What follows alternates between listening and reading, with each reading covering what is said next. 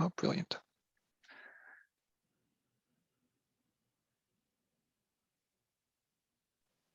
Okay, I think we can probably get rocking and rolling. If folks straggle in, they won't have missed anything important because I'll take up 10 minutes. My name is Alex Robertson, and I am the school administration consultant here at the Department of Public Instruction. I work with our independent charter schools and our district managed charter schools as well. Thank you all for attending this meeting. This is the first time that we've ever done something like this here at the department with our charter schools. And so I'm hoping that it goes very well. We'll see. You can always give me feedback later if it's not what you expected or if you have ideas about how we can improve it in the future. I really want to thank everyone at the department, some of who are on this call, some of who won't hear me, thank them for their work in presenting this and taking the time to chat with you all. We really do want every single one of our schools to succeed because that means our students succeed, right? That's why we all got in this business to begin with. So we are very hopeful that this information will help you start out as an LEA, which is a tremendous lift on top of opening up a charter school, which is a tremendous lift. Start out on the right foot. You won't have to spend too much time on the back end talking to the department in less friendly circumstances. So let's go through these quick introductions. We have this agenda here today. We're going to have a break at 1:50 to 2 o'clock, and then we're going to go straight through to the end of the day. And then at 8 o'clock, we're all going to go and root for the Bucks. So here is our agenda. If you find yourself having to leave for something, Sarah at Works has very graciously agreed to record this and host this, so you should be able to see it later. And certainly the information that's presented on the slides will be available, even if you can't listen to the recording.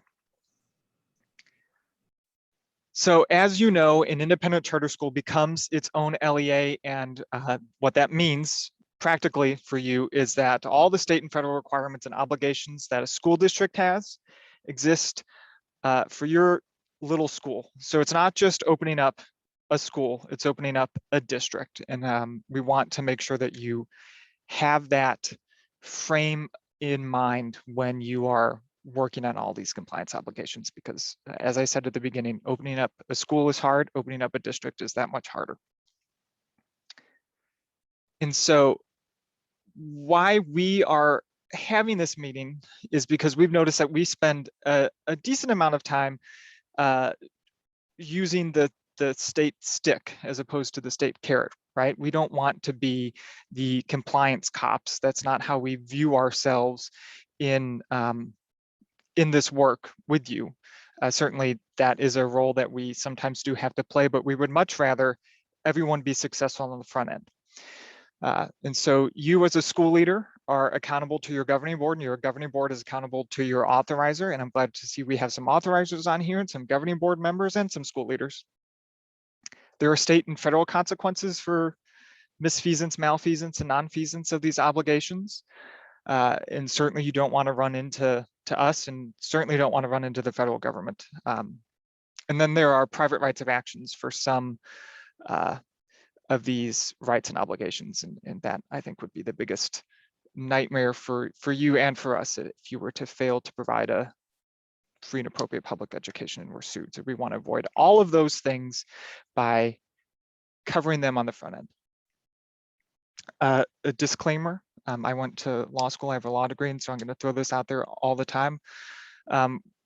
We're not lawyers and we're not your lawyers.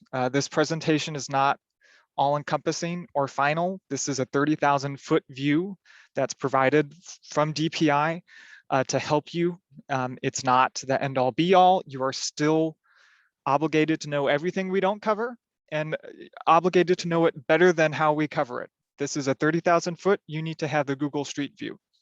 So please don't, someone sues you, don't pull out this presentation and said, well, Alex said that we were good to go. That's not gonna fly. So please always consult your attorney, your board attorney, when you want to make sure you're in compliance with state and federal law. So that being said, I'm going to toss it to Margaret McMurray, who is very graciously on this call with us. Margaret, are you ready to go?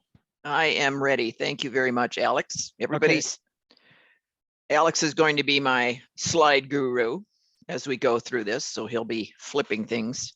Yes, ma'am. Just let me know. Now, I did want to say I decided it would not be very professional for me to have my Milwaukee Bucks hat on today, but as soon as I'm done, I'm going to put it on for the rest of the day, so we'll have good karma Brilliant. throughout.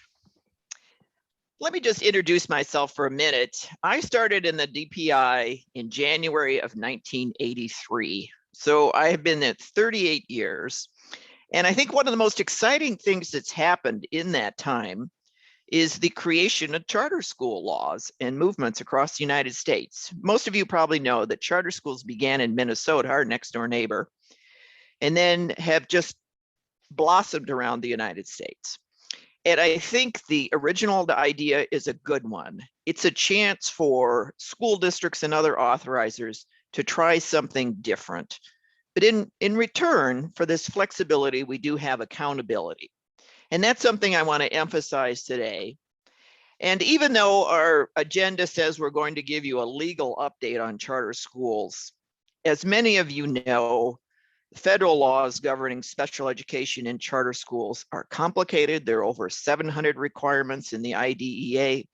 That's the federal law, the Individuals with Disabilities Education Act. And certainly no one knows them all, and it's a process. And I think another thing I've learned in 30 plus years at DPI is there are no stupid questions. Everybody should feel like they have someone they can turn to for help. And by all means, feel free to ask questions. And one of the, I think, innovations a few years ago is the special ed team decided we really need somebody on the ground that can work closely with independent charter schools and their authorizers.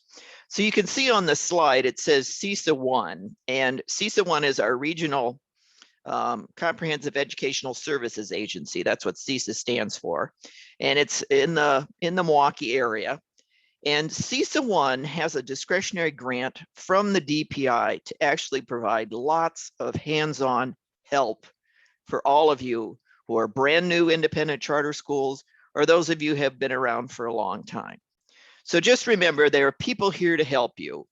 And Sue Doyle and Linda Baldus have been very active with this discretionary grant out of CESA 1, and they will be some of the people you can turn to first for help with some of these sticky issues that you're undoubtedly going to encounter. So let's hope that in your time in a charter school, you might see a lot of new charter schools come on. Particularly, maybe we'll see the Yantas Antetokounmpo charter schools founded in Milwaukee, which would be a good one. And maybe after today's space voyage, we'll see a Blue Origin charter school for space science started. We can always hope. Okay, let's go to the next slide, Alex. All right. So many of you know some of these bullet points, but it doesn't hurt to emphasize that charter schools are public schools. I think there's a lot of confusion between when you hear about choice and voucher schools and charter schools, but charters are public schools, and the charter is nothing more than a contract in how the charter is going to operate. And in our state law, school boards authorize, or there are many other authorizers, and independent charter schools have other authorizers that we'll go through in a minute. And in return for this contractual agreement, you're going to have a lot of flexibility in state law to put in a program that you think is going to be innovative and work. But in return, you'll have a limited contract, and we'll go into that in a minute. Let's go to the next slide, please. All right, this slide just highlights again who can authorize charter schools. And as the slide says, we have a state law 11840, and the charter provisions with independent charter schools are in 2R section of that law and 2X. And you can see that we have a wide variety in our state of independent authorizers. Common Council in Milwaukee, charter of any institution in the UW system, each technical college district board, Waukesha County Executive, College of Menominee Indian Nation, Le Coudray, Ojibwe College, and UW system office. And some of them have as you know, probably founded a variety of charter schools over the years. And for many years, and Alex can verify this is still happening, the DPI had a charter schools yearbook online that you could look up. Okay, Sarah's nodding her head. Yes, so you can still go into the charter schools page in the DPI website and find out all the different kinds of charter schools in our state. And you'll see that we have quite a variety and several independent charter schools too. Okay, let's go to the next slide. Okay, as I mentioned earlier, the state statute that you should highlight, bookmark, whatever, is 11840, because you'll go back to that a lot. And that's the legal basis in our state law for charter schools. I think it's interesting that we have labeled some of the early independent charter schools as legacy schools. And those are the ones that were chartered by authorizers who had authority prior to 2015 Act 55. But then we have several new charter school authorizers that were created as a result of 2015 Act 55. So you can see that the more recent authorizers are the Waukesha County Executive, Menominee Nation, Lac-Courte, and then UW Chancellor, other than UW-Milwaukee, UW Parkside. And I believe at this point, the MATC has not authorized any charter school. So, and again, there is a link at the bottom of this slide to 11814 that you can read up more about the actual law. But I think it's important to remember too, that one of the provisions that helps to guarantee autonomy is referenced in that second paragraph in this slide. And that's that no more than a minority of the governing board's members can be employees of the charter school or employees or officers of the school district where a charter school is located. Now that's designed to create independence and autonomy, because you don't want, in the case of a traditional charter school that's authored by a school board, you don't want all the staff for the governance board of the charter school coming from a school district where they're employees and they may be under the thumb of the school district. So that's a provision that's put in to help create some independence. Okay, let's go to the next slide.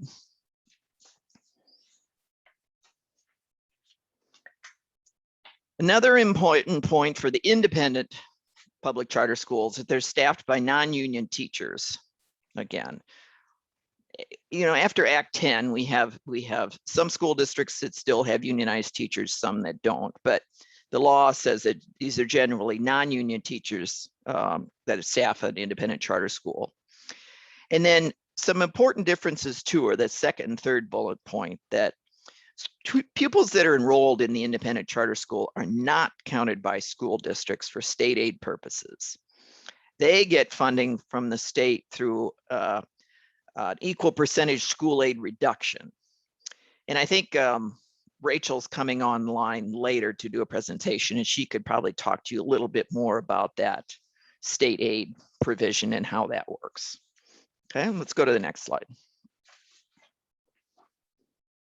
Again, the underlying principle for charter schools is that they have flexibility in return for autonomy, but we have some important provisions that still apply to charter schools in our state law.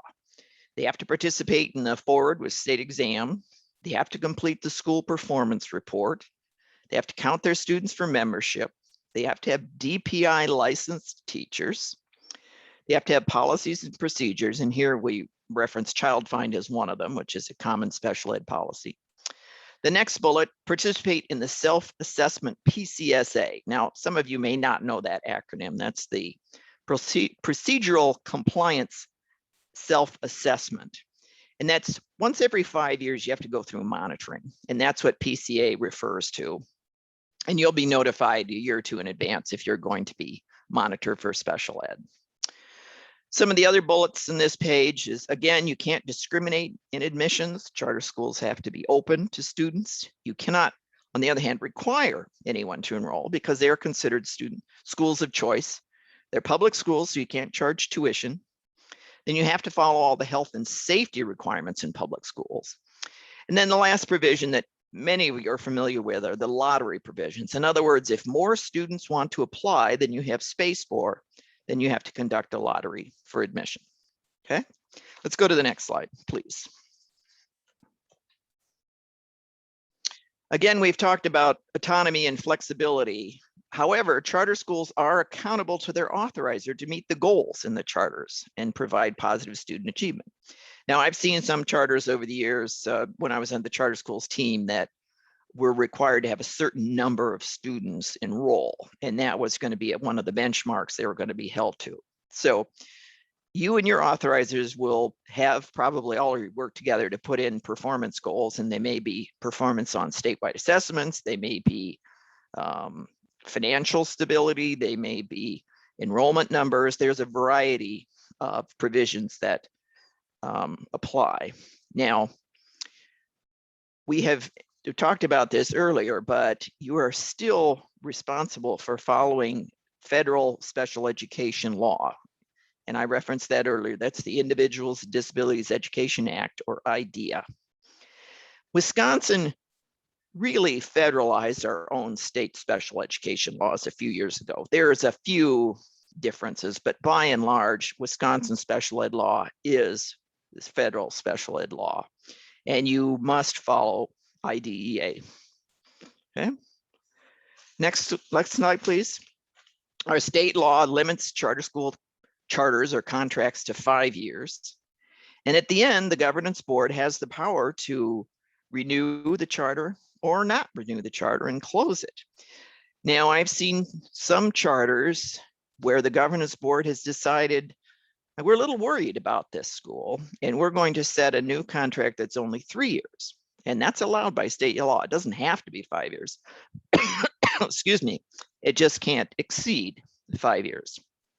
Okay. Next slide.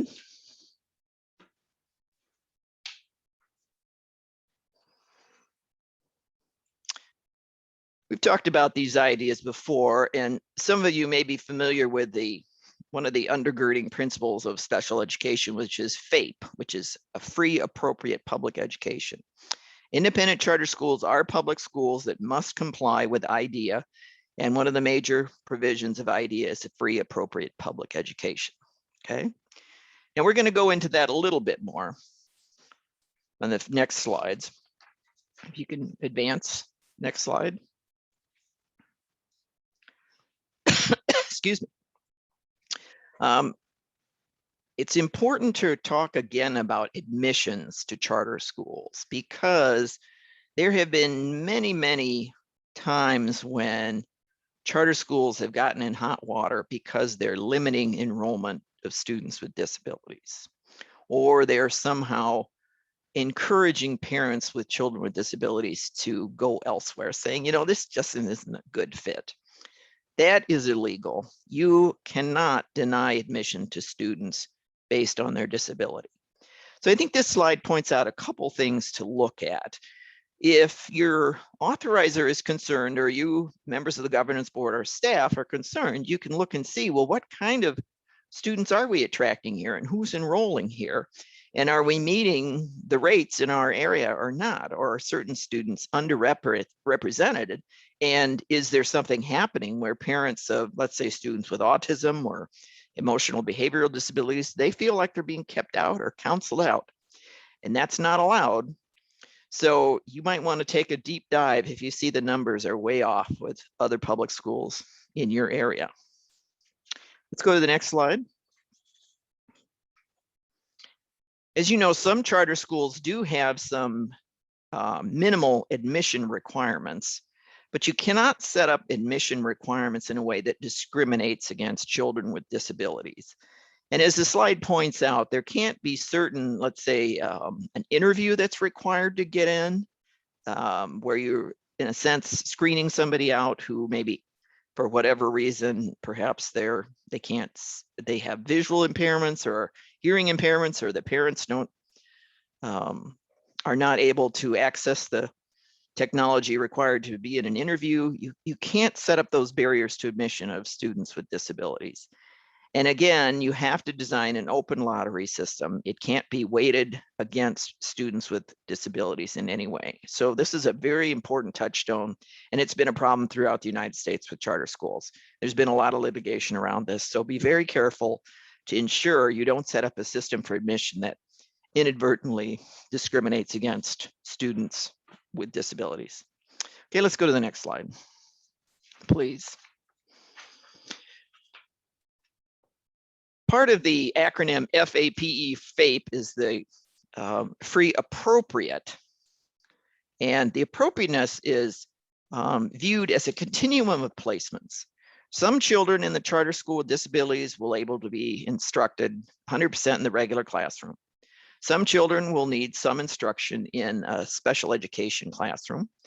There may be some children who have medical disabilities, they're medically fragile, ill for whatever reason, and they're perhaps receiving instruction at home through homebound.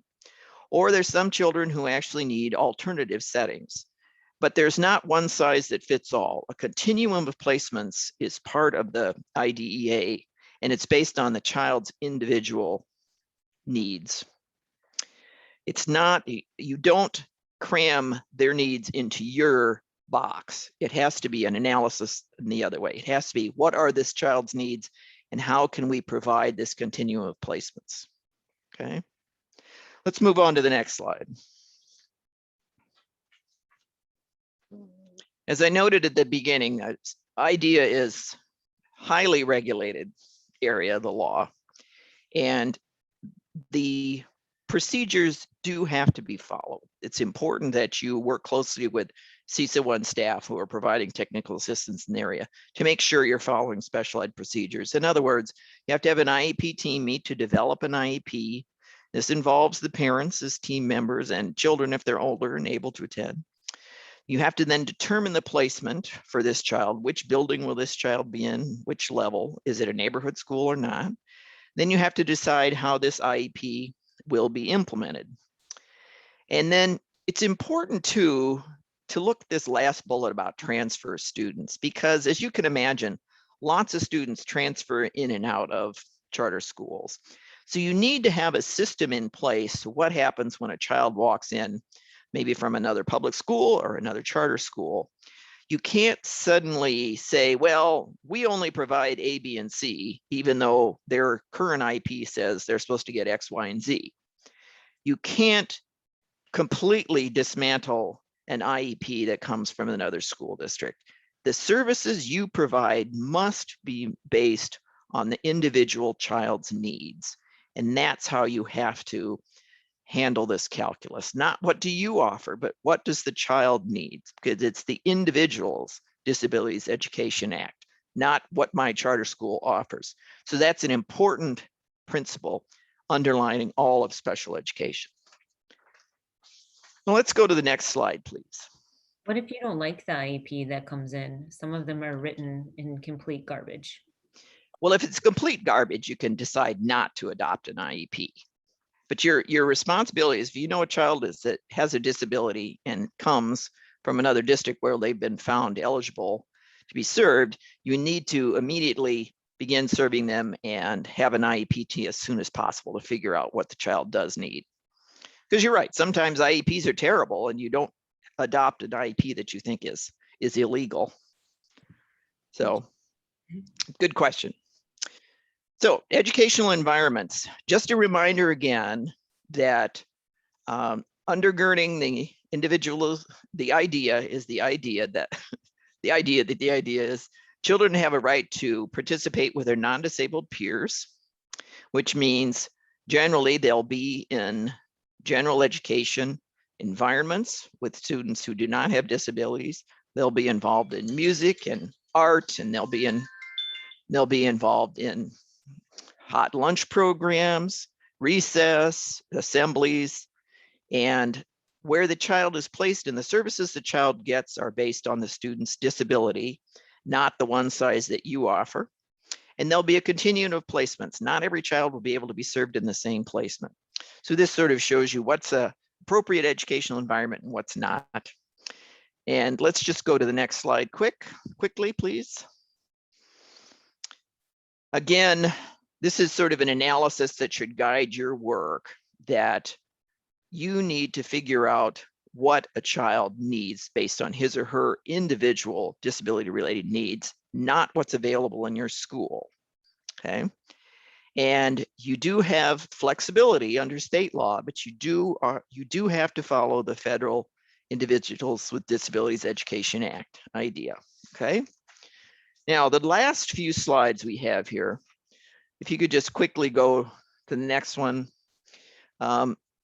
Nancy Furman and Rachel Zelmer are going to be getting on in a few minutes, and they may talk some more about these are special ed indicators. And these are reports that the DPI gathers on various indicators that we in turn send into the federal government, and they'll be able to talk in more detail. And if you could hit the next slide too.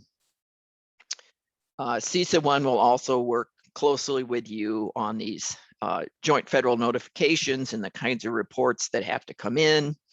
If you're brand new, these 3 reports coming in December, but in your first year of operation, you don't have to do those 3 reports. But again, CISA 1 is receiving technical assistance funds to reach out to you and help you with these reports. And and then the last 2 slides here, don't want to spend a lot of time on them, but these are, can you just flip to the next slide, please? Again, these are reports that the department gathers and sends into the federal government, and you will be contacted about deadlines for these, how they're calculated. And again, you can go to the special ed team website for information about what's included in these reports, but you will be notified in plenty of time to get these in. Then I believe the last slide, second to the last slide, is about disproportionality reporting. We're currently hiring 2 new consultants to work in this area, but CISA 1 will be in touch with you if the reporting looks like you're going to have any disproportionalities based on race or ethnicity. And then the last slide, we want to take a quick look at your assurances and budget. The DPI is paying CISA 1 to provide fiscal technical assistance to you as well. So you'll be contacted early in by CISA 1 to help you set up any of the fiscal reporting you need to do. And then Rachel Zelmer is talking a little bit later in the agenda. She'll be able to talk to you more about the WISE Grants portal and how that's worked. So I look forward to chatting with some of you. I'd say CISA 1's the place to start for real questions about special ed, as we sort of handed off some money to them so they can give you a lot of good assistance, and they're ready to do that. And that's Sue Doyle, the Director of Special Ed for CISA 1, and she works closely with Linda Baldus on that too. So thank you so much and good luck, and I guess go Bucks tonight. Thanks. Thank you, Margaret. Sure. Okay. Nancy, are you here? I am. Do you want me to start your slides as Perfect, well? thank you. Okay. So Margaret actually provided a little bit of a segue for what we're going to be talking about for the next 20 minutes, and that's the state performance plan, the annual performance report, and then LEA determinations. So if you go to the next slide. So state performance plan and the 17 indicators. So each state is required to develop a state performance plan based on those 17 indicators that you're seeing on the slide. In the upcoming slides, we'll look at them a little bit more closely. But the purpose of the state performance plan is to improve educational results and functional outcomes of students with disabilities, while at the same time ensuring the requirements of the Individuals with Disabilities Education Act, or IDEA, are met. And when you're looking at the indicators, some of them are compliance indicators, meaning that the target, our annual target, has been set at 100%, or for those that are focusing on disproportionate representation, 0%. Other indicators are either improvement or results indicators, and for those, through a stakeholder process, the state has established an annual target that it needs to strive to meet each year.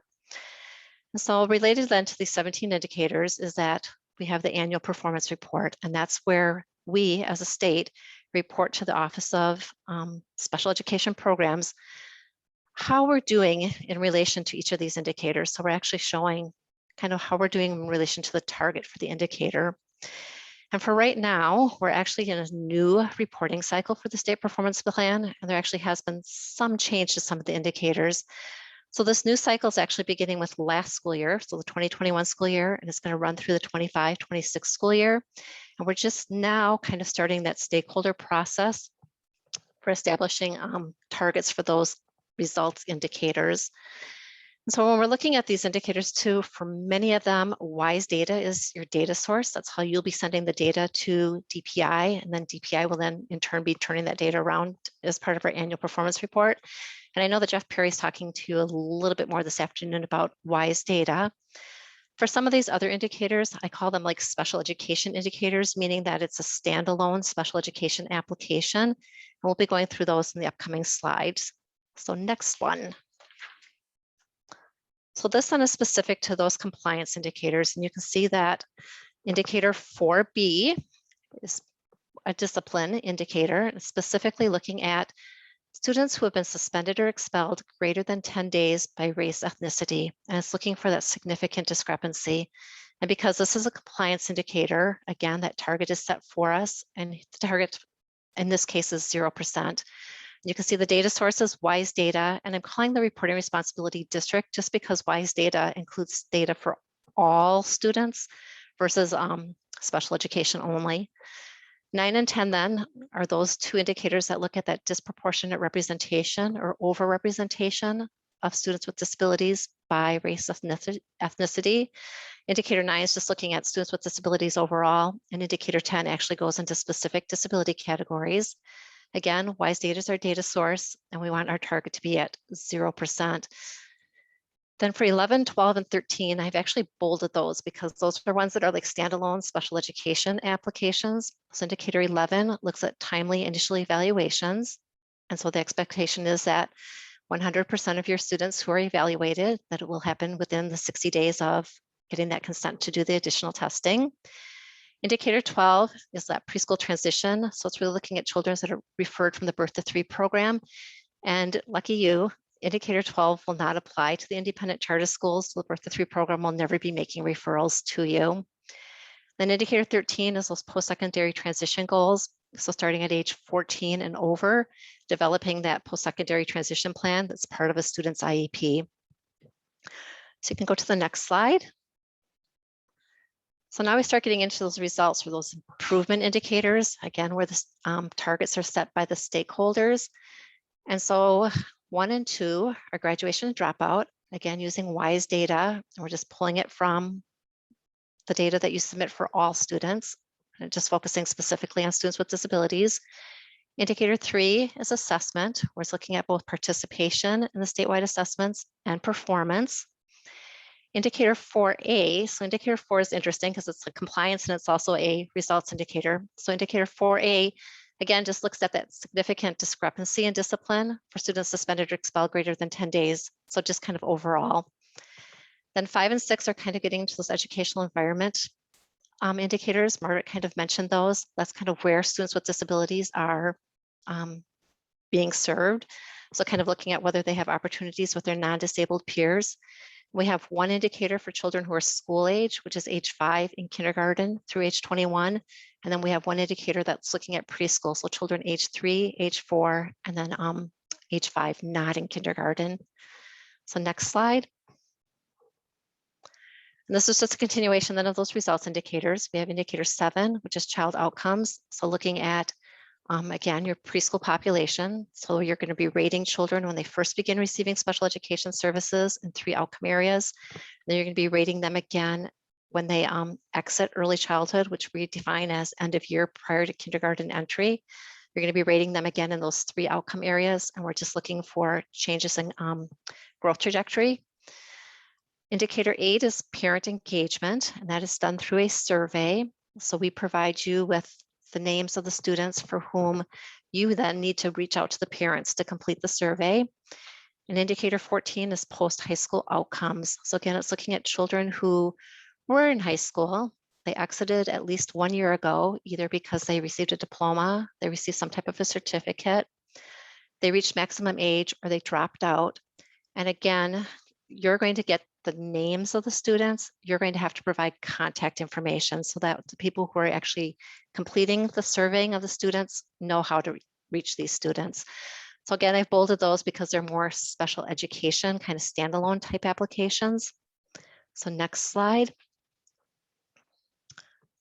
Again, continuing with those results indicators, we have 2 of them. Indicator 15, which is looking at resolution sessions specific to due process requests. And then indicator 16, which is looking at mediation agreements. Again, there's nothing for you to do. It's just the data that comes into DPI through our dispute resolution log. And we have to basically set targets and report out on it. Next one. And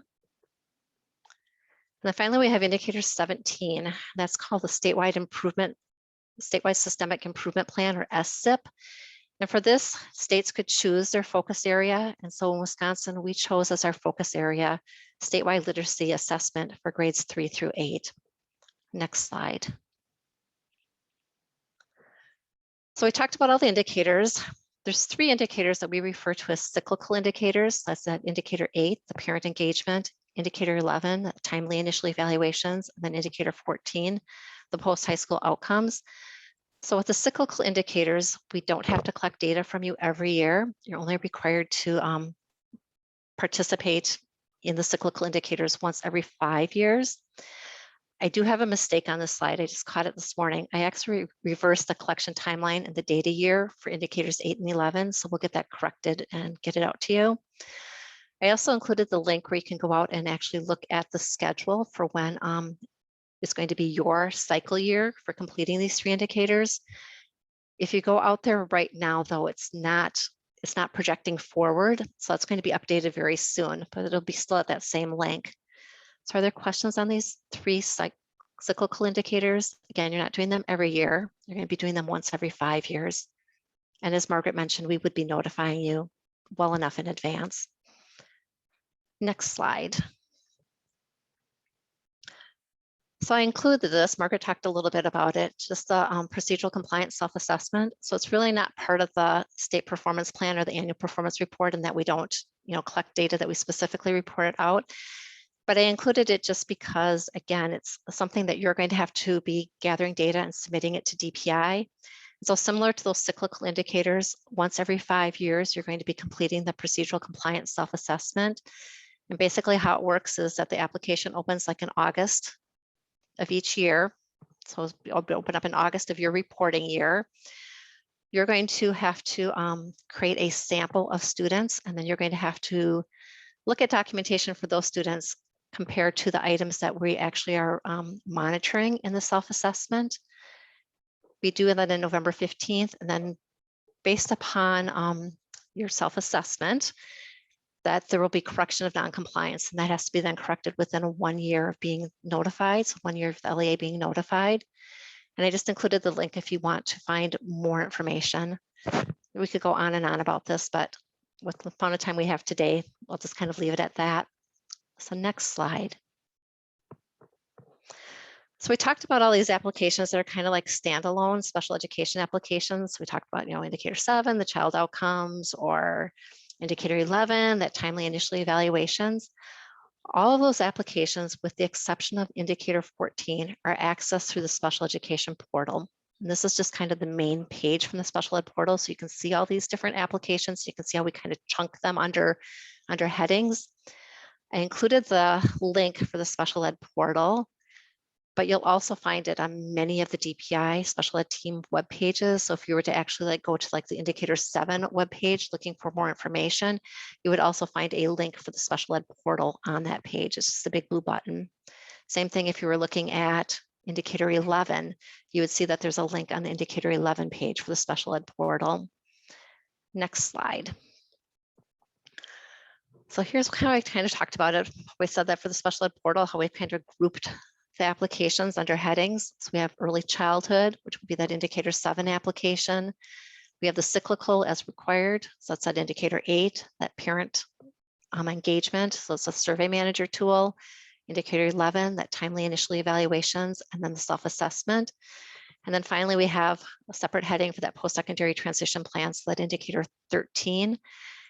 And so how it works with the special ed portal is that you as an LEA need to assign an application administrator to each one of these categories.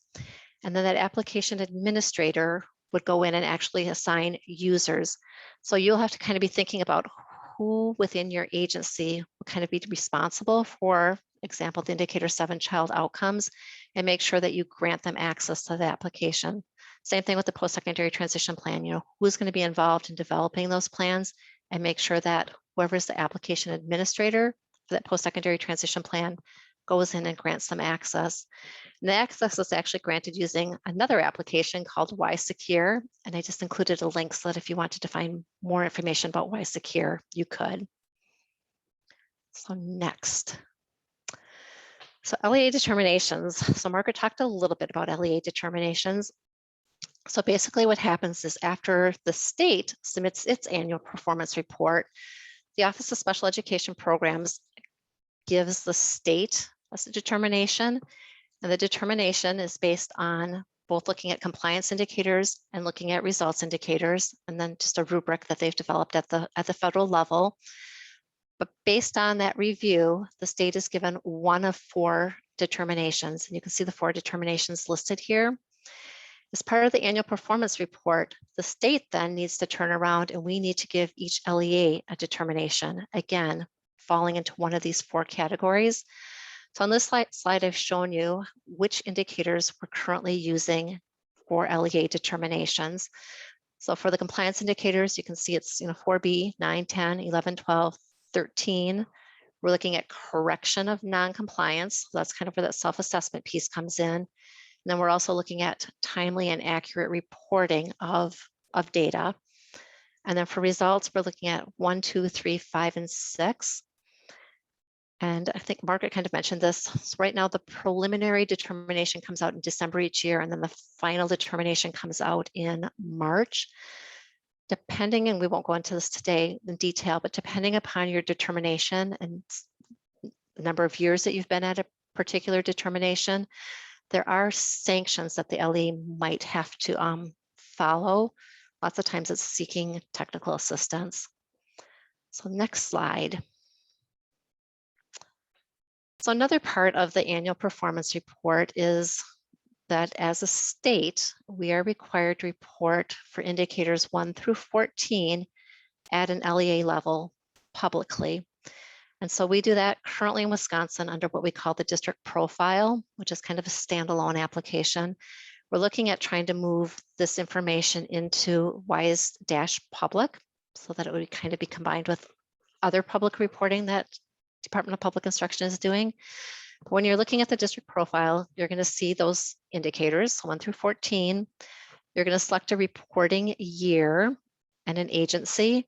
And then what would you see for that particular agency for that indicator is what the district or the agency's percentage was for that reporting year, where the state was for the reporting year, and then what the expected target was for that reporting year. So that's how you can kind of gauge how you're doing as an agency in relation to the indicators.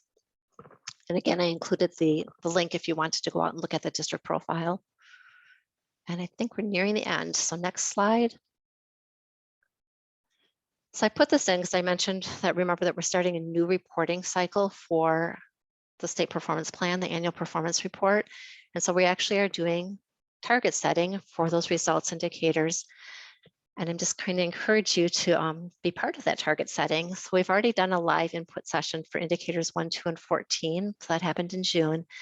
It was recorded, and that webinar is going to be coming soon. But how we're collecting public input or stakeholder input is through a survey tool. So if you go to the link that's included on this slide, you could access that survey tool. The live sessions for the remaining indicators are coming up. So in September, we're going to be looking at indicator 4A, 5, 6, and 8. So you could be part of that live session if you chose, or again, it will be recorded and the survey tool would be out there for you to provide input. And then the final 3 indicators, 3, 7, and 17, the live session is going to happen in December. And again, it's going to be recorded, and then that survey tool will be out there. And I think the last slide is just my contact information. So do people have questions? This is a lot of information and it's a lot of data and it's very high level. We're not going into much detail. Looking to see what this little slide question is.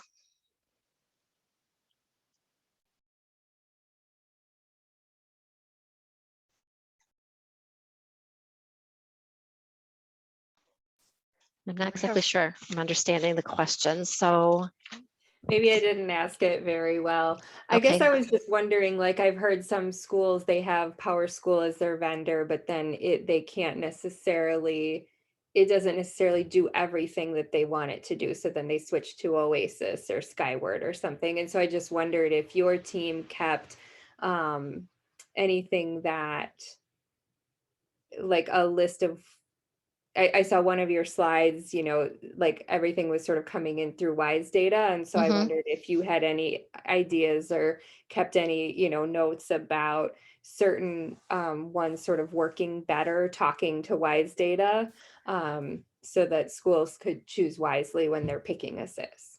I do not really know if there's one that works better than the other, if people have Okay. been more successful. I do know that if you're using like Oasis or Seeds, that is just for special education reporting. Okay, yeah. So So they may have more than one. so I the think agency that's then what would some still have to schools- have another system like Skyward or Infinite Campus that would be capturing like all students. And so then Right. I know with Seeds and Oasis, they have to basically get the two systems to sync.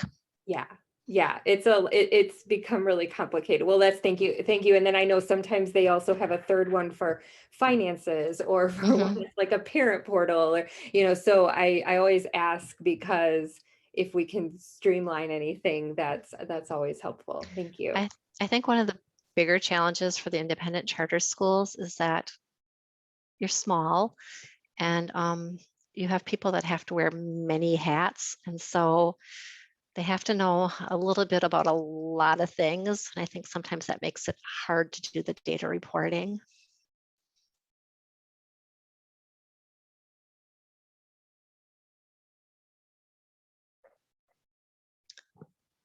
Some more questions? Again, we could spend a lot more time going into detail about the indicators and you know what we look at, how things are calculated, but we don't have the time today.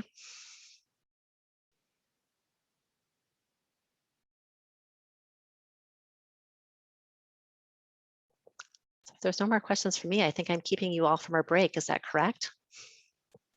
That is correct. So Nancy, thank you for hopping on and sharing this information with us.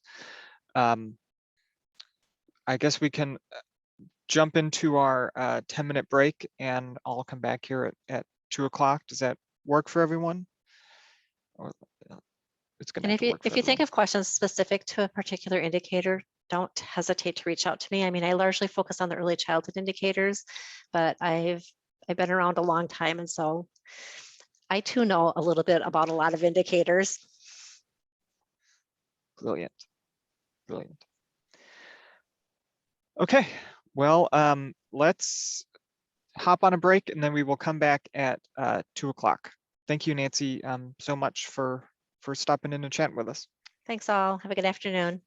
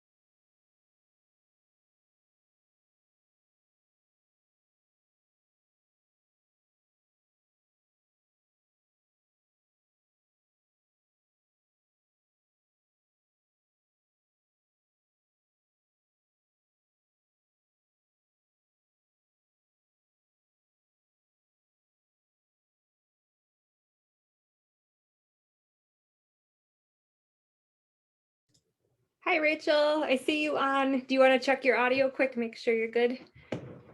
Yep, I'm right here. All right, perfect. Good. I think you're on in a minute. Right. Yeah, so some of my slides have animations and I forgot about that. And so, I think Alex is sharing, so Alex will just have to click like multiple times on some of them. We'll make it work. Yeah. yeah. My animations are like, yeah, so maybe I'll just say, the first one is like slide, and I'll go fast.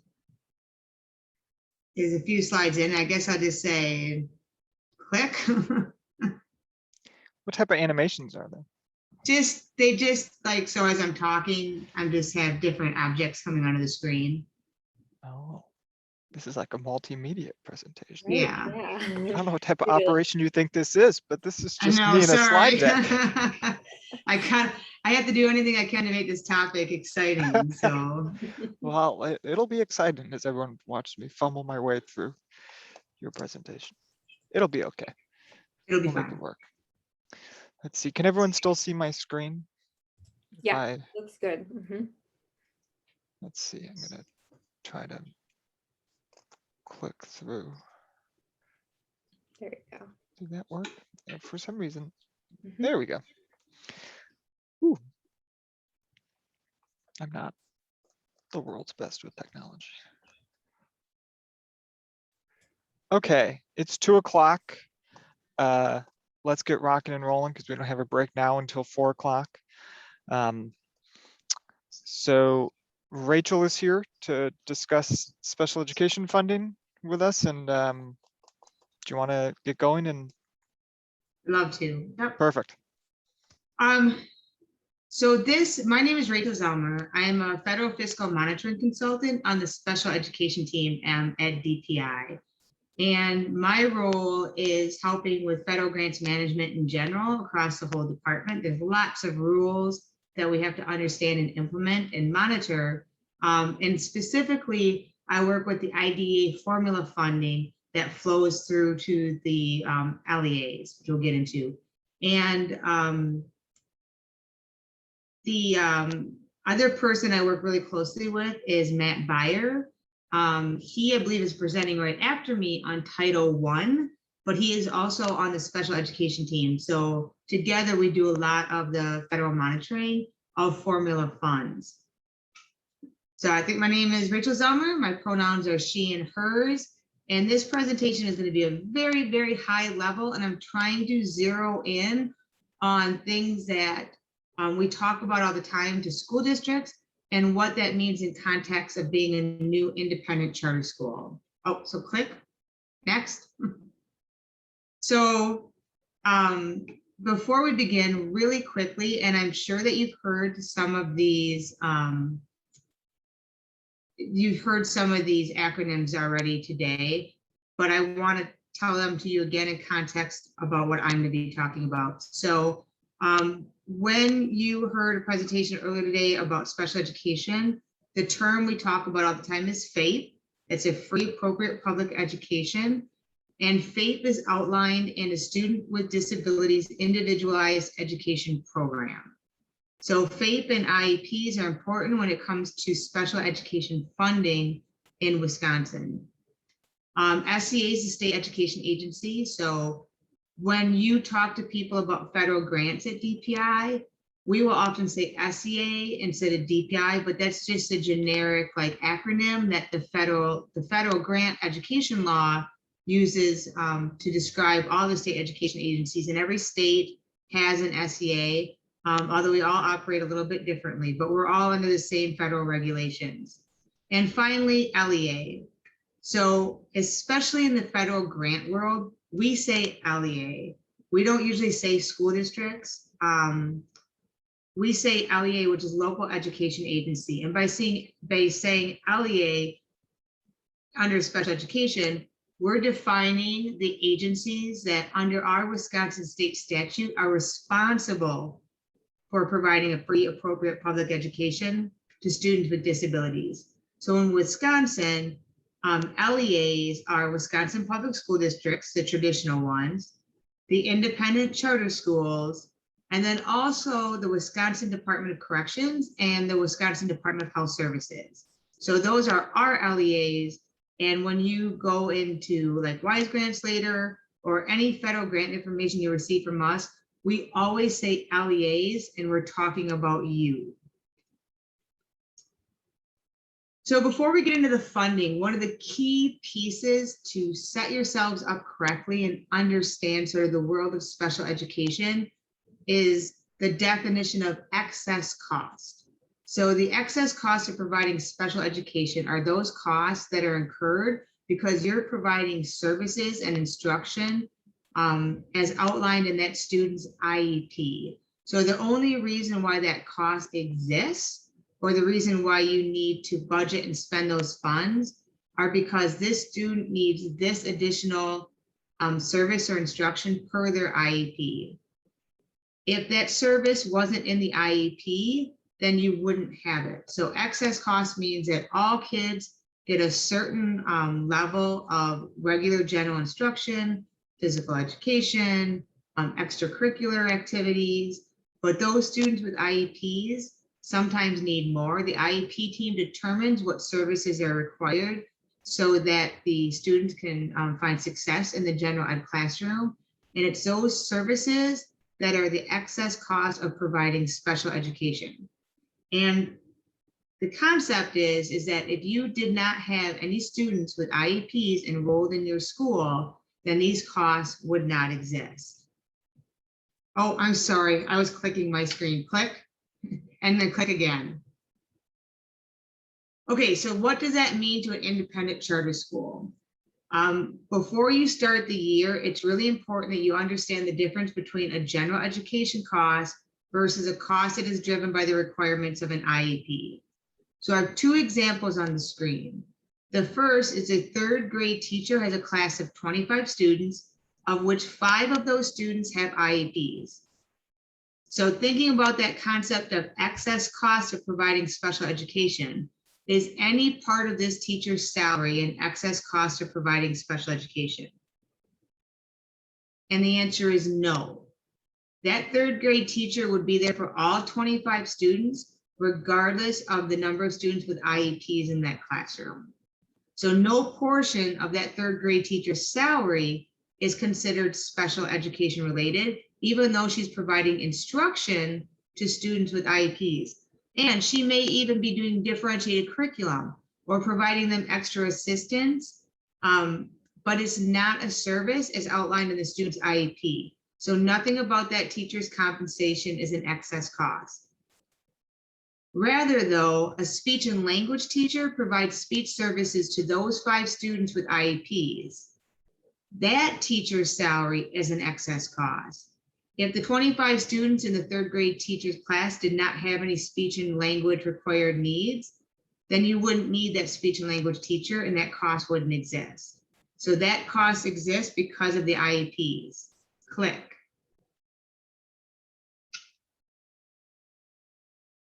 Oh, go back one more.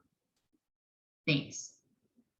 So another example is each of those 25 students in that third grade class received a Chromebook. 5 of those students have an IEP. So the question is, because 5 of those students have an IEP and also received a Chromebook, are any of the costs of those 25 Chromebooks an excess cost? And the answer is no, because it was a service, it was equipment that was provided to all students to support those students in the general ed classroom.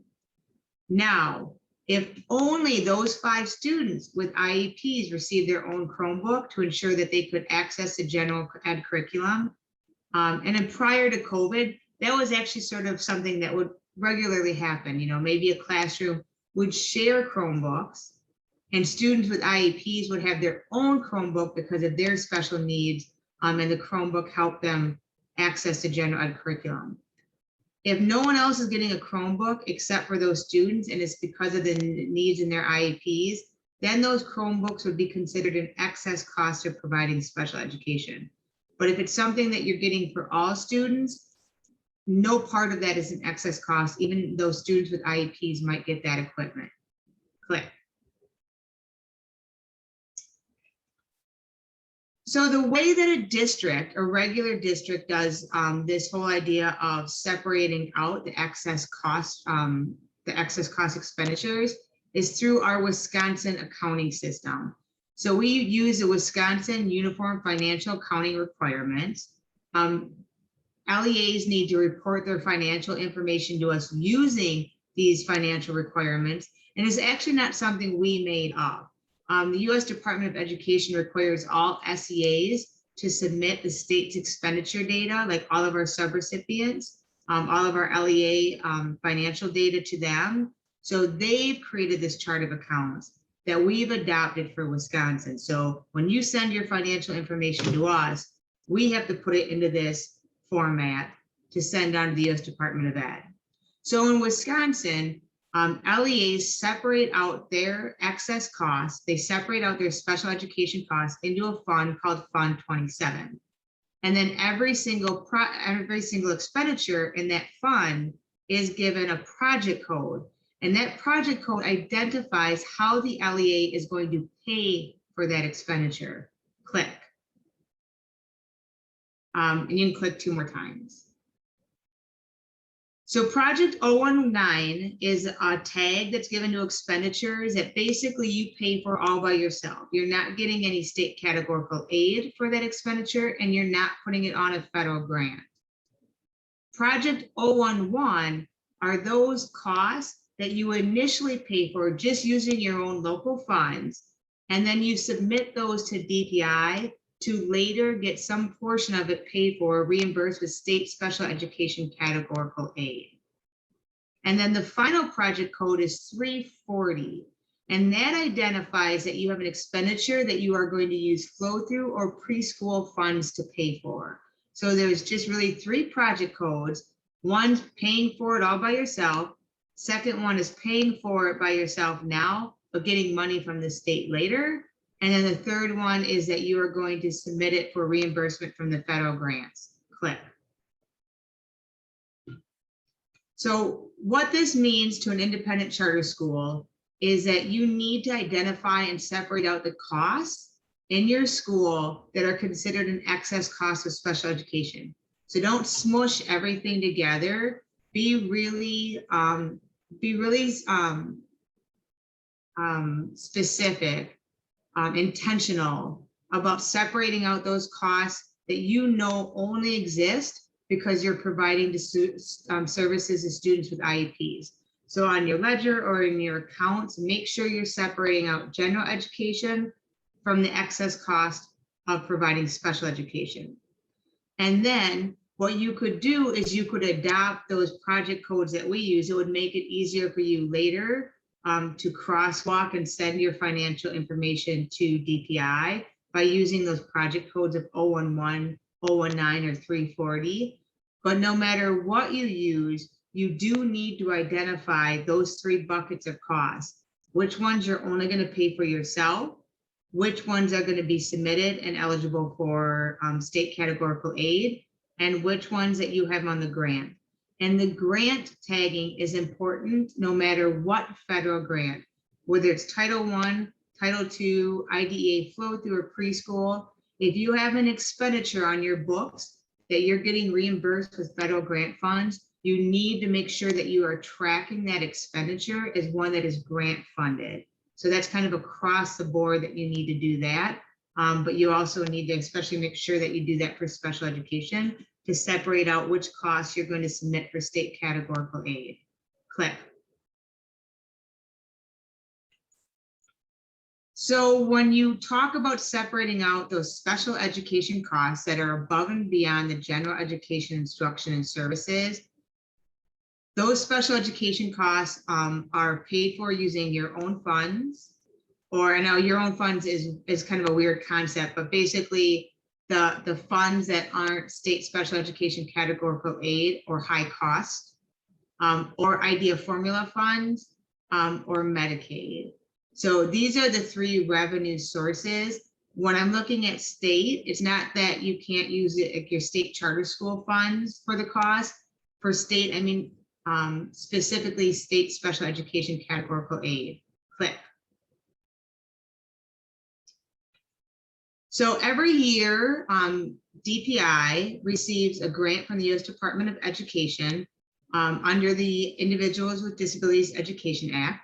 And then we are the pass-through entity, and we subgrant the majority of those funds to LEAs and then CSAs through discretionary statewide initiatives. Click. The funds that flow through to the LEAs flow through in two different systems. They flow two different grant projects. They flow through in preschool and flow through. Now these two grants are considered formula funds. And what we mean by formula funds is that they're non-competitive. You don't have to do anything to receive these funds except exist. How much you receive is based off of a calculation in the regulations, which we're going to go over in just a minute. But almost all independent charter schools will receive a preschool grant unless you really don't serve that age population of 3 to 5. So if you're a middle school or a high school independent charter school, you're not going to receive a preschool allocation. But all independent charter schools will receive a flow-through allocation, and that is to help offset the costs of providing special education instruction and related services to students ages 3 to 21. Click.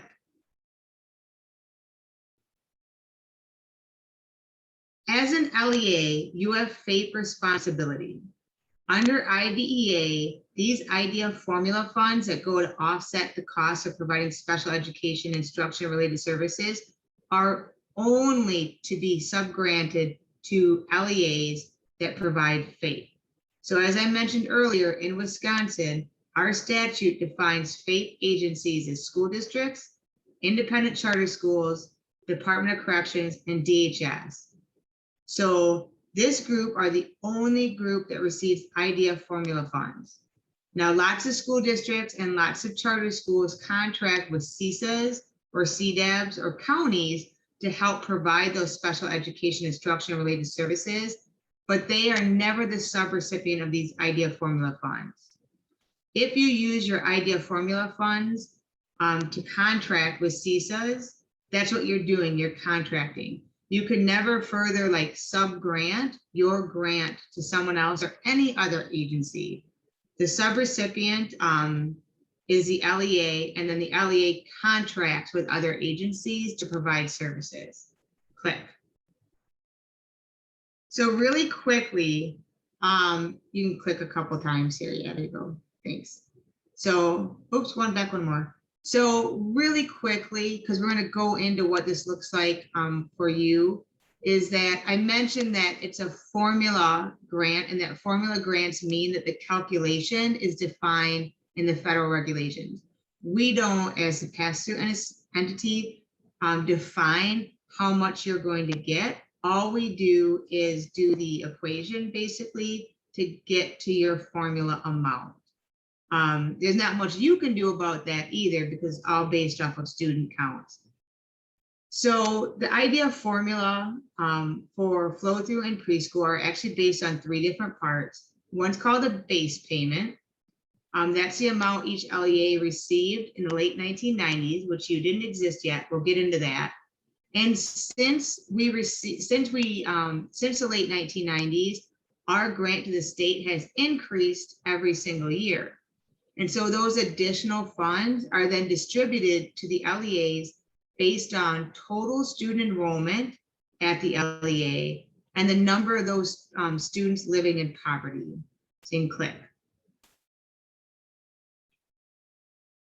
So what this means to you is that when we've created your initial IDEA formula and flow through and preschool allocations for 21-22, it's based using estimated student counts and set percentages that you provided to us to create a base amount and those other 2 pieces, the total student enrollment and students living in poverty.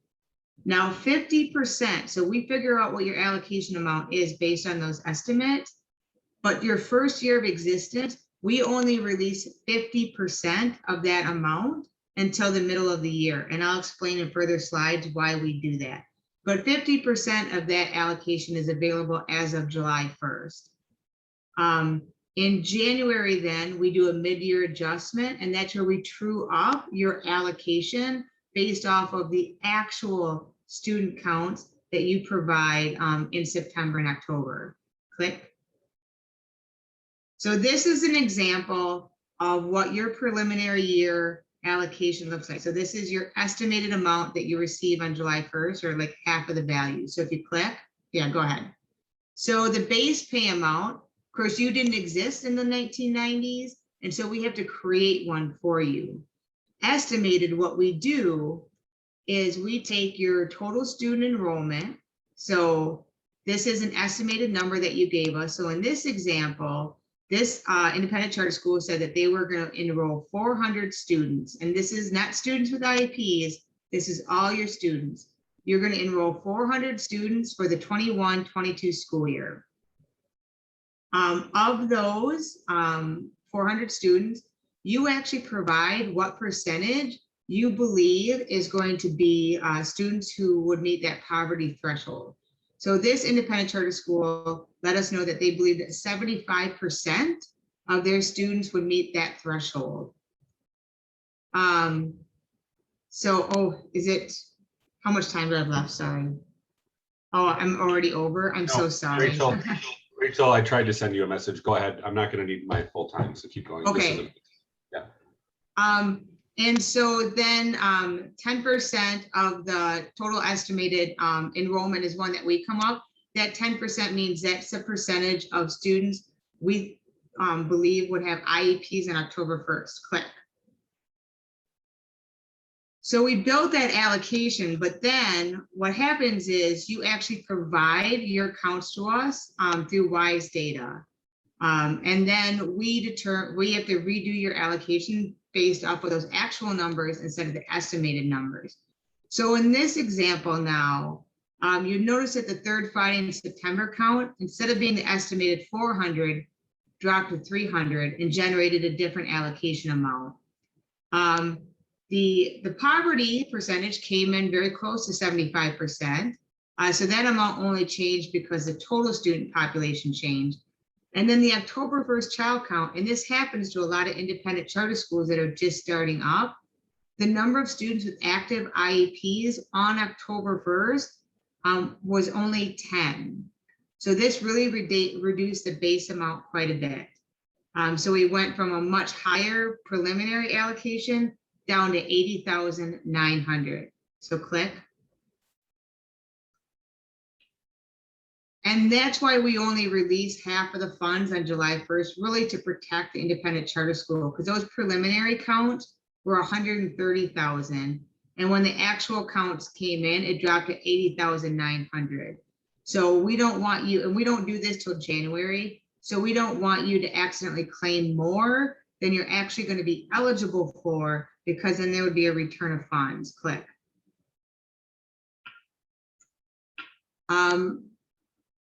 What I want you to take away, and then I'll pause. The rest of the slides were actually about state categorical aid and how that plays a role in this. But maybe we could set up another time where we just go through some specific flow through, because I think I hit the really important pieces, which is make sure that you separate out your costs and that you tag those costs for how you're going to pay for them.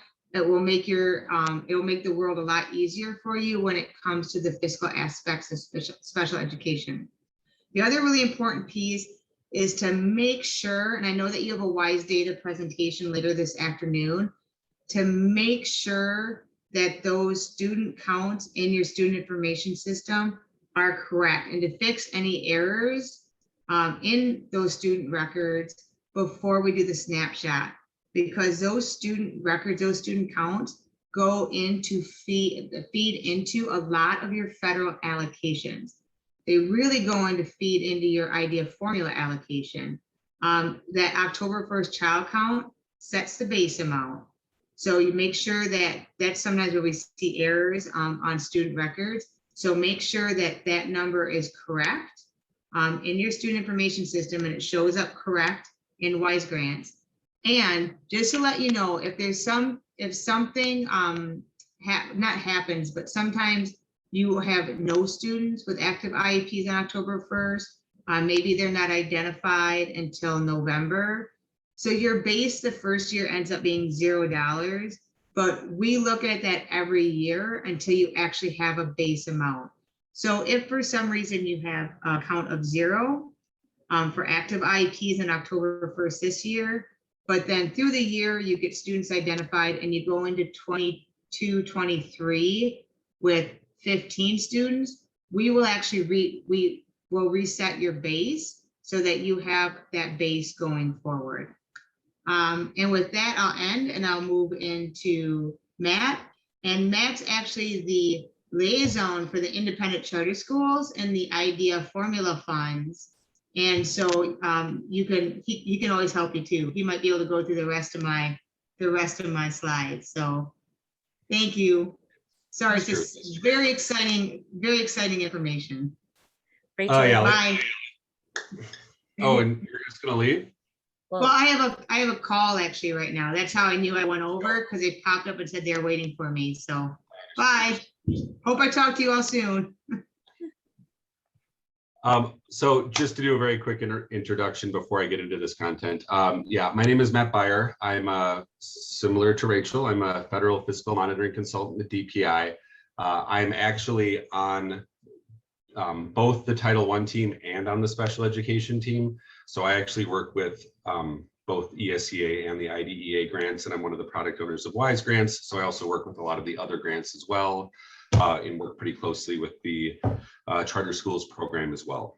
But I'm going to come in, and now that I graciously let Rachel take some of my time, but that all was, she really hit a lot of the very important points for that special education funding. So I was glad to do it. I wanted to quickly go over Title I Part A, which is another very large grant program, and specifically what that looks like in terms of the independent charter schools. So Alex, I believe I have to say click like Rachel. Thank you. You do. Excellent. We're not that high Absolutely. tech. It's just me. Nope, that works. I'm glad to have you. Okay, so the ESEA is the Elementary and Secondary Education Act. Title I Part A is the sort of largest chunk of that. The purpose of Title I is to provide significant, I'm just going to say, so it's to provide additional academic support to students in need. It is targeted to high poverty LEAs and specifically targeted at areas of higher poverty at the sort of school level. And it's really meant to supplement the additional funding that is both at the local or state level in order to support that education. So that's a big thing that we talk about with all the federal grants, is that all of this funding has to be supplemental in nature and is not actually supplanting other funding sources. This is all funding that is supposed to go above and beyond. Next, please. So the Title I-A formula is based on a couple of things, but the poverty percentage is a huge aspect of it. We look at what the average per pupil expenditure is for the state, and then using census poverty data for all the school districts. We're doing a child count and looking at low income, and we use that to determine, based upon what we receive as a state, how much each of the LEAs is going to receive for an allocation for Title I. If you want to go to the next slide, Alex. And then can you can just, yeah, just get this all on the screen.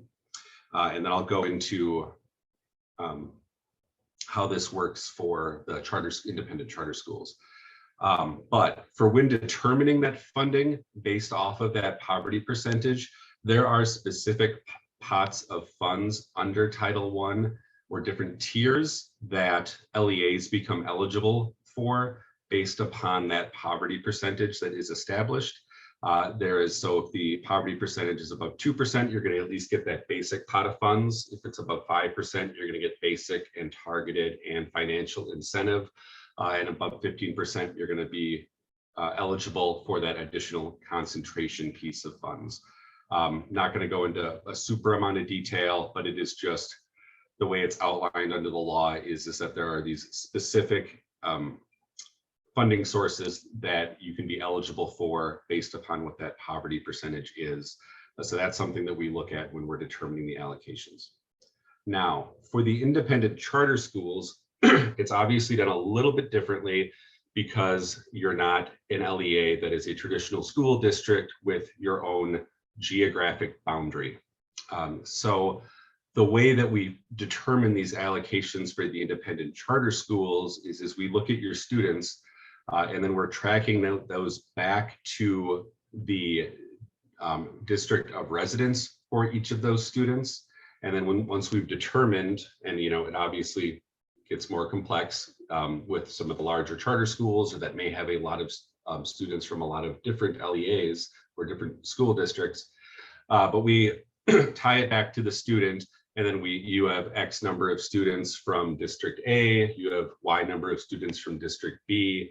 And what we're doing is we're looking at first, so you have X number of students from District A. We know what the census poverty data is for District A. So we're able to weight those students from District A, and then from District B, we know their census poverty, and we know that you have Y number of students coming from District B. So we're looking at that and adding it up to determine what your poverty percentage is based on those students. And that's how we determine what level of funding you're going to receive, which tiers you're eligible for, and then ultimately what that allocation amount is going to be. It is similar to IDEA under ESEA for new charter schools, where we are able to do sort of an estimate going at the beginning when you're just opening up, and we're able to adjust that later. But because of the way the law is written, we don't have to do it in the middle of the year like IDEA does. So we're able to do it on sort of a yearly basis.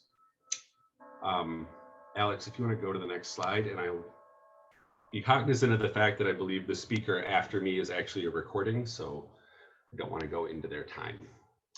A big element of the ESEA grants is equitable participation.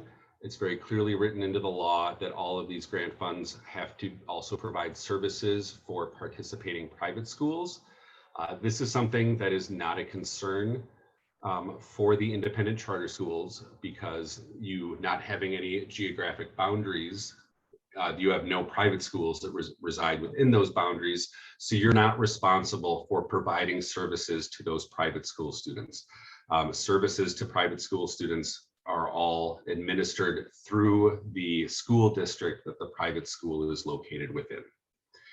I'm bringing that up just because it is such a prominent piece of ESEA. Also, that when you're working in WISE grants, the federal grants management portal, that you will frequently see references to equitable participation in private schools that may not apply. And we try to sort of, we're continuously updating the application to make sure that it is constraining the functionality to sort of guide you in the right way, so you don't have to worry about particular areas that may not be relevant to your exact situation. Next, Alex.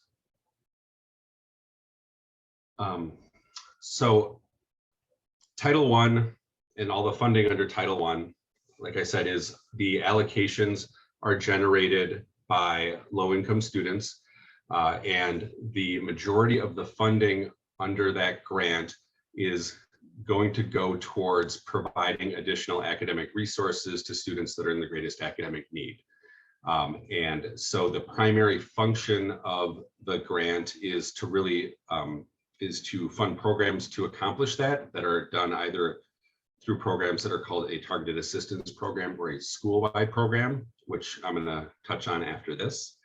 However, prior to that, there are a lot of additional programs in areas under Title I that are written into the law that allow for funding to be used for specific areas under the Title I-A grant. And those are called reservations because the law allows you to reserve part of the funding that you're getting under this, under the grant, and for you to set aside some of it for these particular areas before we look at targeting those funds for the primary instructional purpose under Title I to the specific schools. Some of the reservations are not going to apply to independent charter schools. We, like I said, we continue to update WISE grants, but really while I was pulling these slides together last week, I took it as an opportunity to continue to create additional notes for ways I want to continue to update the functionality in WISE grants, so that we're not, it's very clear to you that like you do not need to worry about this reservation. It's not really an option for you given the nature of it. So we're continuing to work on that. There are some reservations that are required, that you do have to set aside a certain amount of money. Otherwise, the rest of the reservations are optional and at the discretion of the LEA. Next, Alex. So for the required reservations, there is a homeless reservation, which is funds that can be used for students who are experiencing homelessness at any schools, whether or not it is a Title I school or not. Just the funding can be set aside to provide services to those homeless students. And that can look like a number of ways. It could be just, additional academic support. It could be materials or supplies. It could be apparel. A lot of times, like transportation is one of the largest issues for students experiencing homelessness, but really any other resources that they need, those students, you can use this funding for that. Under the law, and this is something that is fairly recent over the last couple of years, is under Title I, you have to set aside a certain amount of money to allow that those services be provided. And within the Title I application in WISE grants, it'll ask you have to actually put in an amount that is greater than zero, and then you have to provide additional information as to how you arrived at that number. And it may not be, that's something you have to do at the beginning of the year when you're doing budgeting. You have to be planning for those services being needed by homeless students. But throughout the year, if we reach the end of the year, and if you did not have any identified homeless students, you are able to actually back that money out of that reservation, and then you can apply it in other areas. Also under the law, there's a family engagement reservation, which can be used for any activities related to family engagement. Under the law, if you as an LEA have a Title IA allocation that is greater than $500,000, you're required to reserve at least 1% or more for family engagement activities. Next. Some of the additional reservations under the Title IA application, you can reserve funds for administration. That would be direct administrative costs, like if you have staff who's, say, administering the grant or doing the books, or somebody who's directing the overall Title I program, you can set aside money out of the admin side. There's also a centralized services reservation that does not really apply to most independent charter schools. However, there are some independent charter schools that do have multiple sites. Then that centralized services reservation may be applicable. There's reservations where you can set aside money for professional development, services to certain student groups, such as migrant students, out-of-home foster care. And then there's additional reservations for resources for schools that are identified under either TSI, ATSI, or CSI. And then within the application, you then have to, districts have to, looking at the total list of schools, and then based on the poverty percentage for each of those schools, they have to rank what schools are going to receive Title IA services. Now, for the independent charter school LEAs, for most of you, that's going to be pretty easy. It's just because you're going to have just one location. So really all of the funds, everything that you've not reserved under the reservations I was just talking about, is automatically going to go and be applied to the school. Right now, the screen does not do that automatically. We're sort of discussing if that's something you can build into the system. So like if you only have one school, that it's just going to figure out that per pupil amount for you. But for now, it's basically, you just look at the amount that you have for your allocation, which is just going to be your total allocation minus any funds you've reserved. And then you're really just dividing that by the number of low income students to figure out a per pupil amount that you're just able to put in the screen. So I think I'm working on improving that so that isn't necessary, but that'll be in the future. Now, and this is currently part of a discussion, but also if you are a independent charter school LEA and you have multiple schools or sites underneath, then you would have to apply that per pupil amount to each of them, and that actually has to be ranked, where you have to provide more funding or equal funding to schools that have higher poverty. Generally, what the practice that I see with the independent charter school LEAs is that if there are multiple schools, that we're applying the same per pupil amount to each of them. Next, Alex, thank you. There are two main types of Title I programs. There's the targeted assistance program, and then there's school-wide. Before I get into any of this, I'm just going to encourage that if any of your schools are not school-wide programs, it is definitely something that you should apply for as part of the Title I-8 program. The options for a school-wide program are much wider, and frankly, from an administrative standpoint, much easier to have a school-wide program as opposed to targeted assistance. Under targeted assistance, Title I supplement services are provided to students that are identified as Title I students with the greatest academic need. Whereas with a school-wide program, you have much larger options for providing services to improve the school overall and improve the achievement of the lowest, improving the achievement of the lowest achieving students through more systemic means. And next. So under targeted assistance, because you're only serving eligible students, you have to first make sure that you are assessing the students and making sure that you're determining which of those students are going to be deemed eligible. And then you have to rank the schools according to academic need, which again, may not be as much of an issue if you only have one school. But with the school-wide program, all students in the building are considered Title I students. Next. And then also there's a greater flexibility with the allowable costs under the grant between the two programs. Under targeted assistance, the allowable costs all have to be very specifically detailed to providing to the needs of Title I students, parents, and educators. Whereas for a school-wide program, one of the tests for determining if a cost is going to be allowable under the grant is does it align with the school-wide plan and the efforts of the school-wide plan that is in place.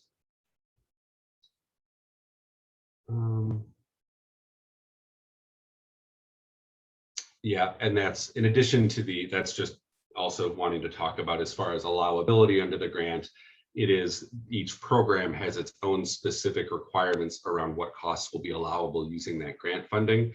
Also above that, any costs have to continue to also meet the requirements under the Uniform Grant Guidance, EDGAR, which is the Department of Education specific grant guidance, also state law, and also your own internal policies and procedures. And then Alex, what do I have less than that? And then this is just a fiscal piece of the Title I-A allocation. The Title I-A program is one of the few grant programs where the amount that you're able to carry over from one year to another might actually be capped. If you have an allocation greater than $50,000, you can carry over up to 15% of your total allocation. This is the one program that really specifically has that additional impetus towards making sure you're spending that money within that current year. But so you can carry over up to 15% to the subsequent fiscal year. You can carry over more than 15% once every 3 years. But if it becomes more frequent than that, then you're going to actually lose some of those of the funding and you're not able to carry over from one year to the other. And then Alex, and then this is on our DPI website. We do have additional resources about Title I-A funding and on our just the DPI Title I pages. So there's additional resources there. Also, sorry, Alex, I know I'm going over. I am, as Rachel said, I'm on both the special education and the Title I teams. I often am looking at budgets for both IDEA and for Title I as well. I look at the grant budgets for both of those programs, and specifically the charter schools quite a bit of the time. So again, I'm a resource as well if you have any questions about this or federal grants funding at all. Thanks, Matt. Anything else you wanted to? No, I am just looking at the one question that I saw in the chat, which was about homelessness, which is we offer boarding related to homelessness. Might that be a reservation? Yes, it would be.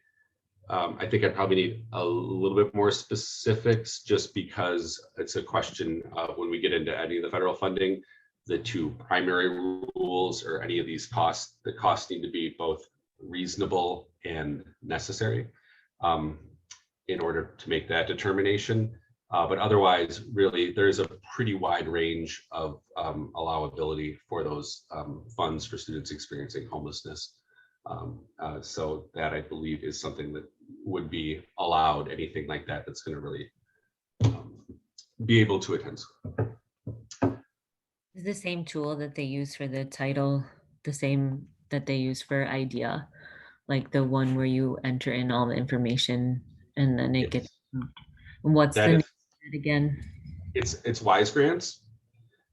So, and it is something for, Alex is going to pull me off stage with a cane in a second. Yes, but just a few years ago, or maybe 5 or 6, who's counting?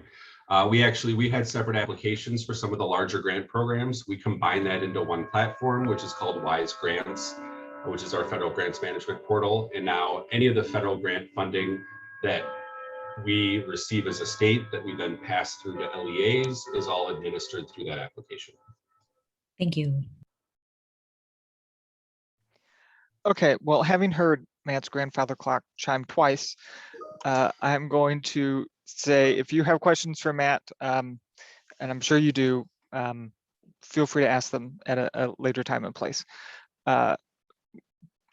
We're going to move right along. Thank you, Matt, for hopping in and joining us.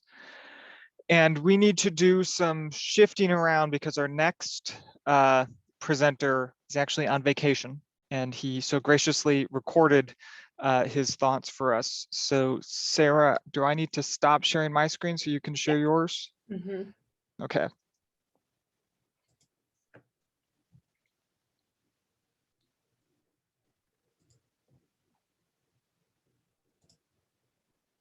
All right, let me give this a go.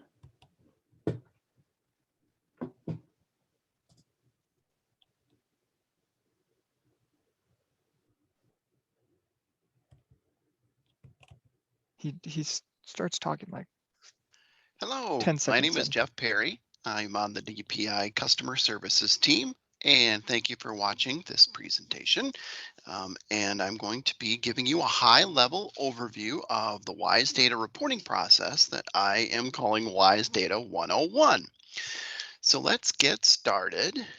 What is WISE data? Well, WISE data, the official definition, is a multi-vendor open data collection system that allows school districts, charter schools, and choice schools to submit data to DPI from their student information system vendor. What that basically means is that your student information system, or SIS, can talk to the WISE data system and push data and hopefully make the process a lot easier than in the past when we did things with spreadsheets and file uploads and things like that. WISE data houses all kinds of data: graduation, dropout, completion, enrollment, attendance, discipline, special ed, coursework. You get the idea. There's a lot involved in WISE data reporting. Here's a diagram that explains the basic overall process of how the WISE data works. So you have your vendor tool, your student information system there at your school. And your information system will push data to WISE data. And the first database that things could land in is a repository database, and there are some level 1 or L1 validations that are run against the data, very basic data checks, and if the data would happen to fail those L1 validations, it won't even make it into the database. But usually that's not the case, and it will make it into the repository database. And from there then, every night after 5 p.m. or anytime that you choose to run this process manually, the data will be brought in from that repository database into the WISE data portal, which you'll hear us talk about in a few moments. And then it's run through some business rules and some validations, and the data is checked to make sure that it is in the state that follows all the different business rules that we have in place. And if there should be some problems with the data, there may be errors or warnings then that will be visible to you in the WISE data portal, which is software that you can use to look at the data once you have pushed it to WISE data. Then every night that WISE data database is sent over to what we call WISE Dash, or our data warehouse. And this is the final resting place of the data. And when we do a data snapshot, which we will also talk about in a few moments, this is where the data is snapshot and where the federal and state reporting will be taken from. So the WISE Dash, or the data warehouse, is the ultimate resting place for the data. The data submission process then we'll talk about next. And the first 3 items on this slide are not going to happen very often, possibly only once, but certainly not terribly often, certainly not a daily process for you. But since a lot of this is brand new, we need to mention it. Your SIS selection is the first step in the process. Your school will select your student information system, and then we'll do what we call credentialing. So you will actually subscribe that vendor product to WISE data, and that vendor has to be certified to work with EdFi and WISE data. Then you'll need to do a user security setup for your school. So all of your users will have a WAMS ID, and then a WAMS ID and or Google credentials can be used to log into our various WISE application software. And every school will have what we call a district security administrator, or a DSA, who will be in charge of assigning all of those security roles, and then also making sure that data privacy is maintained. We'll talk about that in a few moments as well. Now, this part of the data submission process on this slide is going to happen quite frequently, repeatedly, over and over and over throughout the school year. We have the data entry piece, which is just what it sounds like. You enter student data into your local information system. What you will also be doing concurrently to that is making sure that every student in your information system has been assigned a WISE ID.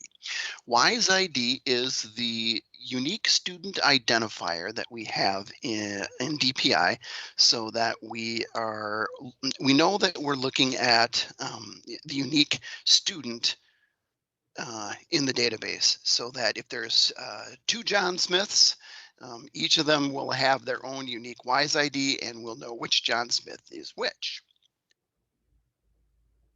There are also WISE IDs in existence for staff members, so it's important to differentiate between student and staff in the WISE ID process. So at the beginning of the school year, there's a manual file upload process that you'll need to do to make sure that each student is assigned a WISE ID. And what this process does is it takes the unique identifier in your student information system and matches that up with the WISE ID in the DPI database. So when the 2 systems are talking to each other, they know which student is which when the information system ID is matched up to the WISE ID. So it's very important that that process is done. Now, depending on which information system you have, as the school year goes on, that may be done automatically for you, or it may be necessary for you to periodically do that manual file upload process at times during the school year. So it will depend on your information system on whether or not that's automatic or not. We have WISE Data Portal submission as our next bullet point on the slide. So your school will push data from your information system to the WISE Data Portal for validation, kind of what we talked about on that previous slide. So it'll go through business rules and see if there are any errors or warnings that will need to be applied to that data. And there will be a validation review as part of the process as well. So you'll be able to log into the WISE Data Portal software and review the errors and warnings and make and then any necessary corrections in your system to perhaps clear those errors and warnings out of the system. And this is a continuous collection. So your data updates made in your SIS are pushed to WISE Data, and it will depend on how your SIS is configured on when the frequency of when that will take place. Now, most systems are set up so that it's relatively instantaneous. So if you edit something in a student record, your information system will send that to WISE Data pretty much right away. But some schools like to have it set up so that that happens once at the end of every day, and sometimes even at the end of every week, which is less desirable, but it is possible if that's the way you would want to have it set up.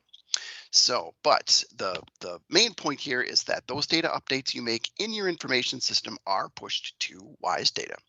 Then periodically, DPI will take a data snapshot. We need to capture the data as of a given date so that it can be used for federal and state reporting. And so typically we do a snapshot in December, and then in the spring of the year, probably around a May timeframe, we do another snapshot. And that second snapshot in the spring is less involved and pertains mostly to the assessment, making sure that student data lines up with the assessment process. The snapshot data that is taken in December is used for state and federal reporting requirements. So that's kind of the big snapshot, the one that we spend the most time getting ready for and focus on the most. So your state report cards, any federal reporting that needs to be made to the U.S. Department of Ed, any public reporting that is on the WISE-public portal on the DPI website, those kinds of things are all gathered. That data is all gathered in the December snapshot. I want to talk a moment about data privacy. DPI is really big on data privacy and making sure that private data stays private. So on this slide, if you click on the link here, you'll be taken to the WISE resource page, and over here on the left is a data privacy link. And when you click on that, you will have a wealth of information about data privacy. Including a training module that could be very helpful for your school staff or personnel. So very much encourage you to take a look at that and make sure that you're well versed on data privacy and making sure that private data stays private for data privacy reasons. And then to further your information, you can join the Wisconsin Educational and Technology Leaders Google community. The link is there. You'll need to ask them for an invitation to join the group, but they have a lot of great information about data privacy that you can certainly take advantage of through their organization. Also need to talk about data elements. So all of the different pieces of data that are sent from your information system to WISE Data are kind of individualized into a data element. And we have a page that can give you a way to search for those data elements and a way for you to get an idea of all the different pieces of data that you are sending to WISE Data. And if there's an issue or a problem you're trying to fix, or an FAQ you want to look at, documentation, you want to know what to send in those data element fields, that kind of thing, you can use this page. The first thing I recommend that you do is change the school type to public. This will weed out any data elements on the page that pertain exclusively to choice schools. And we don't need those. It's not wrong for you to look at them, but this might just be a way for you to make the list a little shorter. And so I'm going to give you as an example, I'm going to look for an exit type. This is a very common piece of information that you're going to have to send to WISE data. And so here on this page, we have an explanation of what an exit type is. We have examples of all the different codes that could be entered when you send the data. There's other documentation that could be useful if you are wondering what to send in that data field or how to troubleshoot a problem. And then possibly most importantly on the page is the FAQ section, which really is a very helpful way to read all the different all the different rules and different scenarios that could pertain to an exit type, when you would use them, what situations you'd use them in, some uncommon situations that might come up, and how you would send the data in those situations and so forth. So one example of one data elements page, but it is a very helpful one, the exit types, and most of the pages, data elements pages, are configured in this exact same way with the FAQs at the bottom and the summary at the top.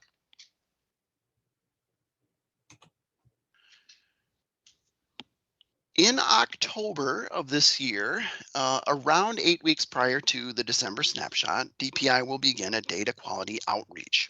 And what we typically do is look at all of the data that has been submitted through WISE data at that point, and we try to find any problems. And the reason we do that is to help you get the data in as clean a state as it can be before that snapshot happens in December.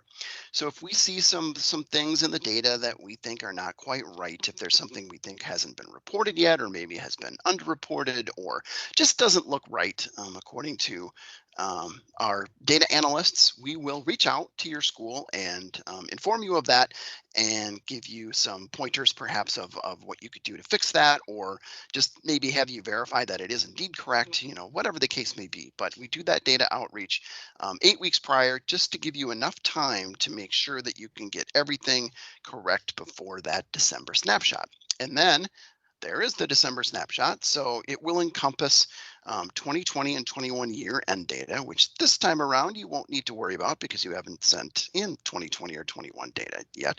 But what you will be paying close attention to is the third Friday of September and October 1 counts for the 2021-22 school year. That will be the December snapshot, which I believe is December 7th. And we can check that as we look at our next slide on the WISE events calendar. This is a very handy tool that you can use to look at not only things that are coming up WISE data related at DPI, but also we try to put CIS vendor conferences, CISA trainings, and anything else that we think would be of value to WISE data reporters, and that's coming up in the future in the current school year. So when you click on the calendar, it looks like this, your typical calendar with a thing noted on there. So if I go ahead to December, I will find that the snapshot date is on the 7th. And if you click on that, you can see some more information. Everything you need to know about the snapshot with links and so on are noted there. So the events calendar, very, very helpful, something that you'll definitely want to take advantage of. We also want to make sure that you confirm your contact information. In the WISE data portal and in the WISE ID software, there are contacts that need to be defined, a primary and a secondary contact. And then there's also the option for generic contacts, also if you have more than 2 people that maybe are working on WISE data at your school. And so the first time you log in each school year, you'll be asked to enter your contact information. And that's important for a couple of different reasons. We at DPI frequently send out updates and informational emails and things that you're going to need to know about the WISE data process.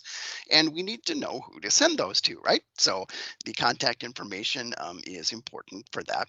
And also sometimes an error or a warning in the system may involve another school or district. And so it's important to be able to contact that other school or district. So we try to keep these contact names and email addresses updated very carefully throughout the year. So let's say there's an enrollment overlap, or there's a problem with a special ed record, or something that you need to confirm with another school or another district. You would be able to use the WISE Data portal to look up that district or school's contact information and give them an email or give them a call with a question about the issue. And then they may also need to contact you for those same types of reasons. So that is why it's very important to get that contact information entered at the beginning of the year, and then keep it updated as the year goes on, should there be any changes.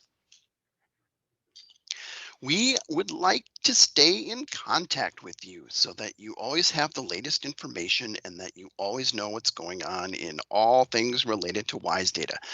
Throughout the school year, we have a weekly WISE Data user group webinar. It's Tuesday afternoons at 1:30, and they are recorded. So if that time is not good for you, you can go and watch it later. And we spend the first half of the webinar going over any updates in the WISE Data Portal software, WISE ID, the WISE Dash tool, anything related to career and technical education, any updates that we might have for you, we give in the first half of the webinar. And then the second half is open to your questions. So you can submit questions, and there are many DPI representatives on the webinar who will then answer those questions to the best of their ability. So it's a really good informational session, lasts an hour, and they will all be noted on that calendar that we looked at a moment ago. So we definitely invite you all to attend those. Now, during the summer, we are on a monthly schedule. So we're having one session in July and one in August. But once we begin the new school year in September, we will go back to having those webinars every Tuesday afternoon. We also have a Google community that you can join. Currents is what Google refers to that tool as. And it's a way for WISE Data users to help other WISE Data users. Let's say that you have a question about how to enter a certain piece of data into your information system, and you would like to ask the question of other schools or districts who use the same information system as you. You can put the question in the forum, and your fellow users out there in the state will reply to that and help you out, maybe give you some tips on how they do things. It's a really good, nice community for users to help other users. It's a good tool. And we have our annual WISE Data Conference, which is typically in the spring of every year, usually in a March timeframe. And we invite you to come. It was virtual this past year because of the pandemic, but we're going to try to be having these in person again. It's free of charge, and we like you to come together, meet your fellow local educational agencies, and more importantly, get a lot of great information from DPI. So we have all kinds of different WISE Data related sessions, and we also have other DPI teams that present, like the school financial services team, the special education team, career and technical education, and so on. So we have a lot of great information for you at the WISE Data Conference, and so look for information about that as we're getting some plans for that in process this summer. You will probably need help when you're going through WISE Data, especially at the beginning, but even the most seasoned veteran has a question every once in a while. So we have a help ticket process for you to use to send questions in, and the link to it is there. And here is how the process works. You'll send that help ticket in, and it will come to either a CISA WISE support team member. Each of the 12 CISAs has some WISE support folks assigned to them, where they can answer your WISE Data related questions. Or it may come to the DPI help desk, and one of the people on my team, the customer services team, will help you. But either way, you'll get good customer support, a timely response, and we really do encourage you to use that WISE support ticket process anytime you have a question. No question is too big or too small. So we are here to help you, and we hope that you take advantage of that if you need to. We have a lot of training materials available on the DPI website for you. This presentation here is a very high level, very fast whirlwind look at WISE data, but these WISE classroom e-learnings will take you more in depth into these topics, so you can really learn all about them. So we have a WISE User Basics course, WISE ID, WISE data, and then the very important economically disadvantaged data reporting, which is one that's important and sometimes misunderstood. So we have a special session on that. You can take the courses, and there's a little quiz at the end where you can get certified. It's kind of a fun little way to do it, and but it presents a lot of great information. So if you have new personnel that come on board and they need to be familiar with the WISE data process, this is a great tool to use in that situation. And of course, getting up to speed yourself as it's all brand new to you. So hopefully you can take advantage of those e-learnings. Here are some more helpful resources for you. Some of them we've talked about already, some of them we haven't. The WISE Data Help link there will take you to the WISE Data Help page. You can also access this from using a help icon in the software, and there's all kinds of different help topics there for you. There are the data elements pages that we looked at. There are knowledge base articles. So every single validation, every single error and warning will have its own knowledge base article that will explain it to you and explain to you how to fix it. So that's a very helpful bookmark to have. The Info for Schools page has a lot of great information that you're going to want to review. The Google community we talked about, and the events calendar we talked about. But here are all those links for you in one handy place. We are always interested in getting your feedback. Every single app has in the lower left-hand corner a widget that looks like this that you can leave your feedback. A lot of enhancements and improvements have been made to the different software tools based on user feedback. So if you have an improvement idea or something you think would work better than the way it is in place now, please let us know. You can also go to that page and vote on the ideas that other people have already left. And as you might expect, the items that have the most votes are the ones that a lot of times get looked at first. So that's a good way to make sure that your voice is heard, is leaving feedback. And again, we really do value it, and we really do take it seriously. And we've made a lot of updates to the software based on things that you out there in the field have told us. So want to make sure you know about that. Thank you very much for listening to me. I realize that this was a very fast, very high level overview of WISE data, but there are going to be trainings available to you as we get closer to the school year that will go into much more detail about how you can do the reporting and the nuts and bolts of it, and fixing errors, and getting WISE IDs, and doing all the stuff that you'll need to do for WISE data reporting. And remember, you can always open a help ticket. We are happy to help you. We are always staffed from 7 in the morning till 4:30 in the afternoon, Monday through Friday. And we always have people that are looking at those help tickets and ready to assist you. So don't be afraid to ever drop a help ticket in and ask us a question. So thank you again for listening, and hope you have a great rest of your summer. And I hope you have a great 2021-22 school year. Thank you. All right. Yeah, Jeff is great. You'd have had more fun if he was here in person, but that was super helpful. Okay, we are going to move right along. I'm going to skip through all of Jeff's slides on my side and get to Julie. Julie, thank you for being so patient. No problem. While we catch up. Let's see. Now I have to remember how to share my screen. What can you see? Can you see my? We see the edit version. And it's all the way at the front. Let's go all the way to the back. Let's see, resume slideshow. How about this? Does this look right?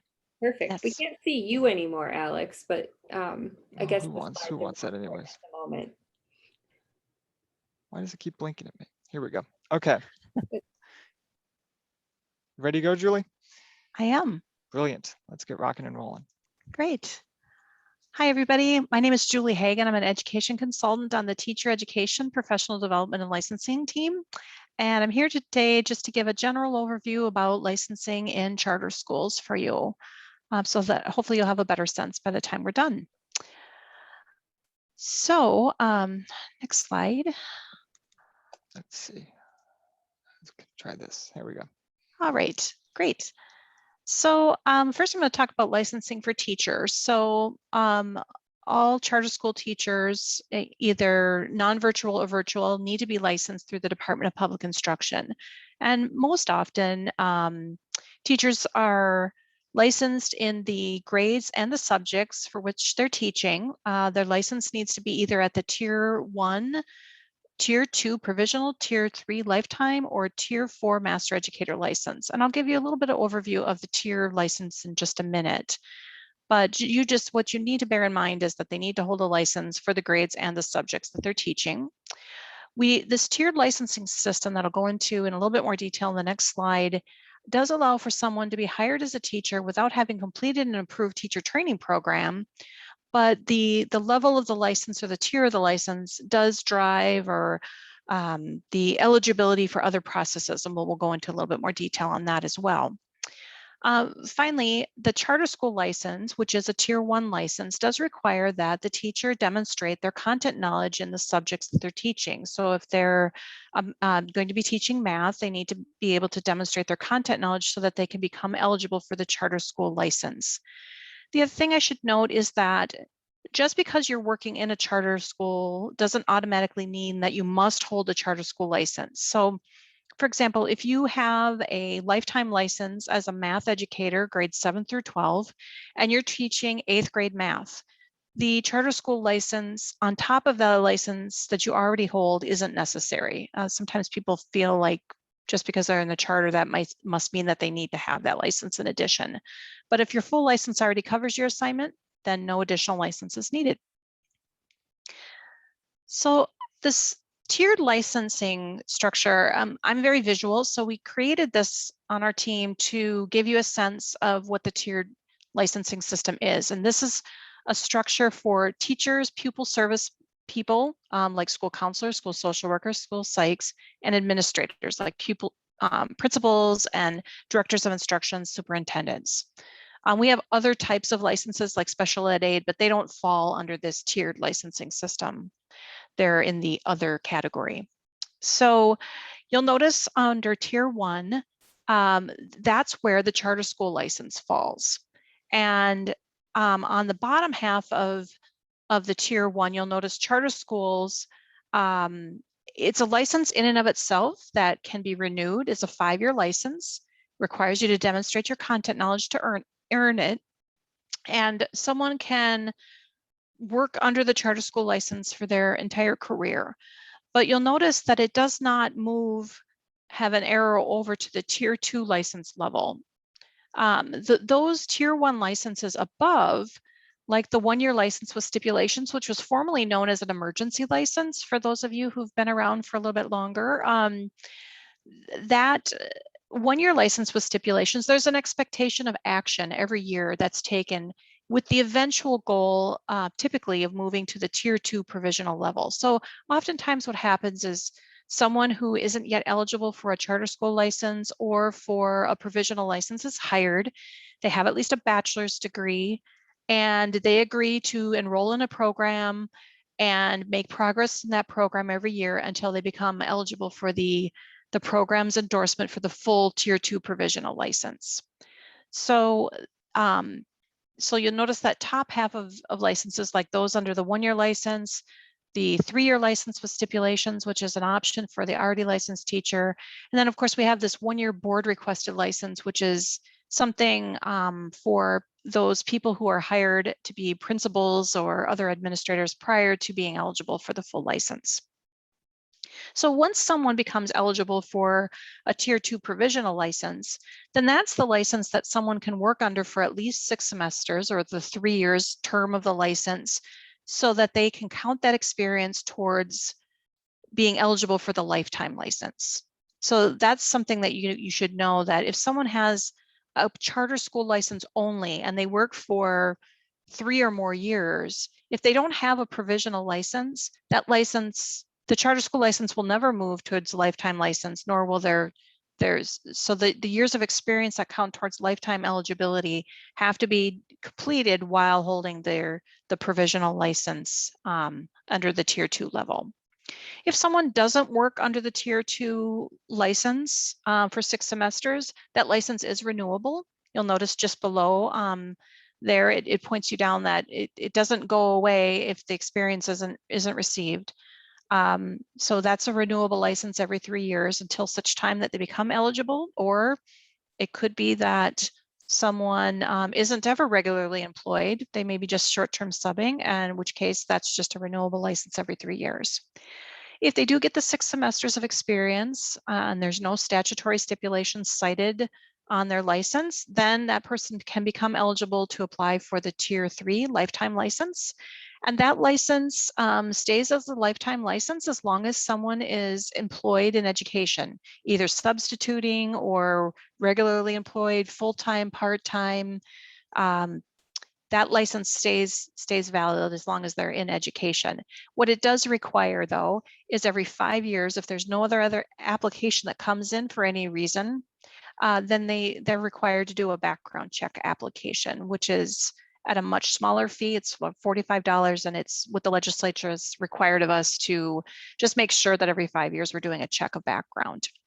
So those two are the tier 2 and the tier 3 provisional lifetime. That's where most people find themselves. If someone decides to go on and do national board or the Wisconsin WMEAP process, the Master Educator Assessment Process is what that acronym means, then they might become eligible for the Master Educator license, but that's a far fewer subset of people. The Master Educator license used to have a term of 10 years. Now it's a lifetime license also that requires background check and can become invalidated like the tier 3 license if they stay out of the profession. If someone has an invalid lifetime license or a master educator license and they come back after several years, they would hop back into this tiered structure at the provisional license level and then work their 3 years and then go back up to the lifetime license level. So it's this circular sort of way to work into our system. The thing that you should know is that if someone wants to become eligible to become an administrator, for example, they need to have a teaching license that is at least at the tier 2 level. So a charter school license, if it's the only license that someone holds, it doesn't allow the person to become eligible for a principal license after completing a program, because that license has these prerequisite requirements of experience and a tier 2 license in order to receive that. So the tier 2 also provides some flexibility in adding other licenses via content test. So those are just things to keep in mind about the tiered structure that we have in the state of Wisconsin. So next slide, if you will.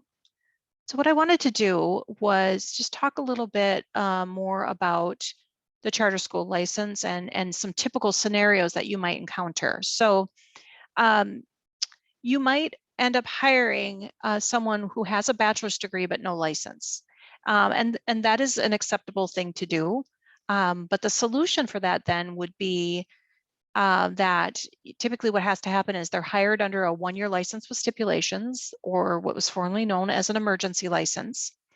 And by the end of that year, the educator would either need to have completed what's necessary to be eligible for the charter school license, or have enrolled in an approved program and made progress towards completing that program so that they can renew the 1-year license until they are eligible for the tier 2 provisional license. So for charter schools, if you need to hire somebody under a 1-year license with stipulations, you would fill out the form number PI-1624-LWS1. Stands for license with stipulations. You would give that to the educator and they would apply in the system for the 1-year license with stipulations in ELO. if someone is, I see there's the definition, what would the definition of progress be? So the definition of progress under the one-year license with stipulations is 6 semester credits, or what would be the equivalent of 6 semester credits if they're choosing a non-IHE based program.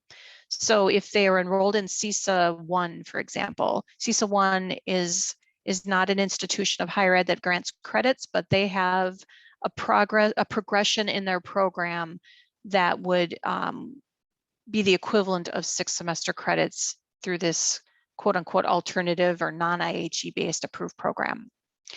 So that's one way to show progress. The other way to show progress is if someone has completed all components of an approved teacher training program, but are struggling with the foundations of reading test, let's say. So we also give credit for attempts at passing an exam if it's part of an approved teacher training program. If someone is attempting to take tests for the purposes of applying for a charter school license, though, we don't consider that adequate progress. That might require that the school ask for an exception to the renewal requirements with clear and convincing evidence as to how the person will become licensed, either through a charter school or some other means. So that is a very typical situation that I see. People are hired under 1 years with your request on that form. They apply in ELO, and by the end of that first year, or by no later than August 31st, because dates do matter to licensing folks, that they either become eligible for the Tier 1 charter school license, or they've made progress in a program. And so that's one way, or one scenario that we see. The other typical scenario we see is when an already licensed teacher is hired, but they're teaching more than what their provisional license allows. So in this example, we just gave an example here of a newly hired math teacher who's also going to be teaching English. If they're not eligible before the school year starts, because again, dates matter, by August 31st, if this person hasn't demonstrated their content knowledge in English to be eligible for a license in English, then the person would be hired under the 1 year license with stipulations. And then by the end of the first year, in this case, this educator, because they have a Tier 2 license, has some additional options than the person who just has the non-teaching bachelor's degree. So in this case, license via content test is a means to add another subject in certain areas to the same level of license as the math license. So in this case, because the teacher already holds a provisional license in math, they can add English via content test, and it would be issued at the same level.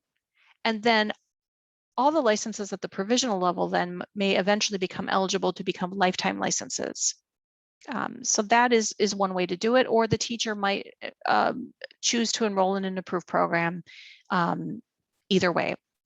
And I should make sure that I make clear that the demonstration of content knowledge for charter school license can come in one of a few ways. The teacher can either have a major or a minor listed on their transcript, or they can pass the content knowledge exam, or the typical ways that someone demonstrates their content knowledge to be eligible for the charter school license. Okay. Okay, licensing for administrators. There's a couple. There's typically when you are hired as a administrator, a principal, for example. In most scenarios, the person going for the principal license needs to enroll in an approved administrator master level program. They need to show prerequisite licensure eligibility for a teaching license at the Tier 2 provisional license level, and at least 3 years of experience. So someone who holds a charter school license by itself, who enrolls into an approved principal preparation program, would not become eligible for the endorsement of an approved principal preparation program in the state of Wisconsin because of the prerequisite requirements. Teachers or administrators who are prepared in other states, though, who may or may not be eligible for the teaching license at the tier 2 level, or have the experience might come into the state and apply via reciprocity. So there's 2 ways that people come in from out of state. License via reciprocity is available for teachers and for principals in the state who come in with a valid license from another state and at least a year of experience working under that license in that other state. So license via reciprocity is a means to a provisional license, or the out-of-state pathway is also very related, intertwined sort of pathway to license, where someone does have endorsement from an approved teacher training program or an approved administrator program. They receive endorsement, and we review things via the traditional out-of-state pathway to license. The first bullet, the charter school principal license, was something that was created some time ago prior to the license via reciprocity being in statute in the way that it is now. So the charter school principal license was created, again, that's a tier 1 license. So anytime I can advise someone to get to the tier 2 level or higher, I try to do that. So the charter school principal license was created for the person who was licensed in another state as a principal, who had at least 3 years of teaching experience, who came to Wisconsin, who didn't meet prerequisite license requirements in the area of teaching. Maybe they did an alternative teacher training program or got something directly for that state. And so it was creating a barrier to people being licensed as principals here. So that was created. But in the meantime, what I'm finding more often than not is if someone has a valid license from another state and at least a year of experience as a principal in that other state, that I try to send them down the license via reciprocity pathway, because then they'll be eligible for the tier 2 license instead.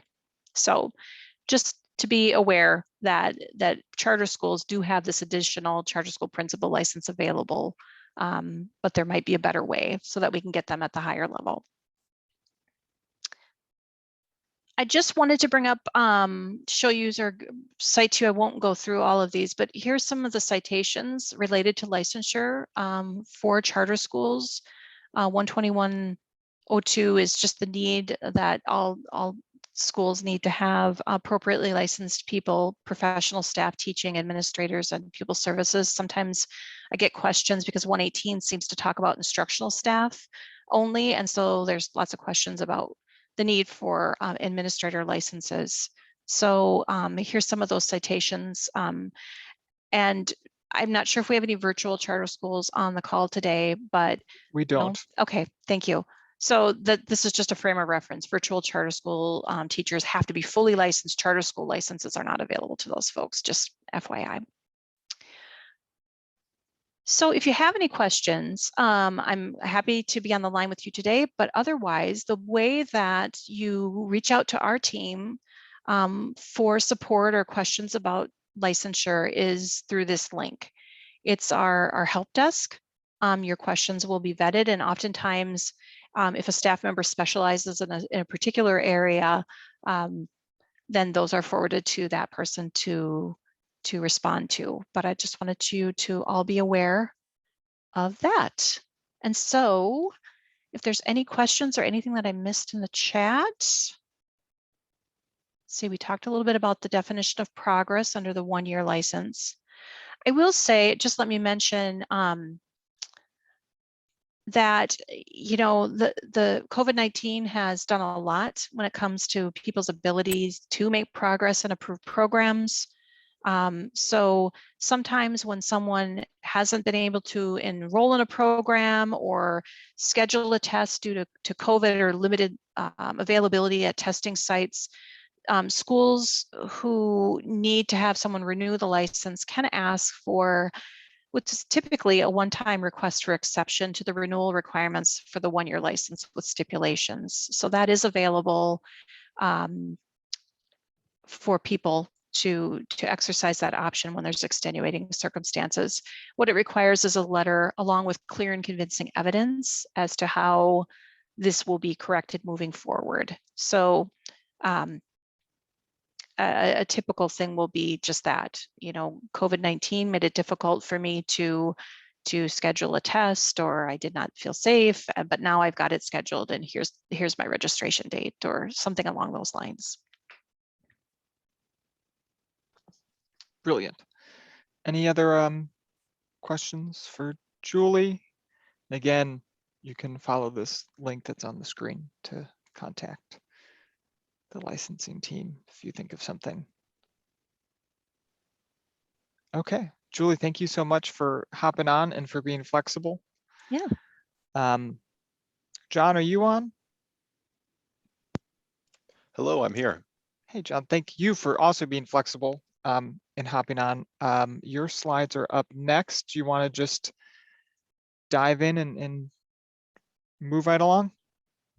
Sure thing. It looks like I'm not able to turn my video on, but that's okay. The slideshow is a little bit prettier than my face, which is a little harsh to say, but true.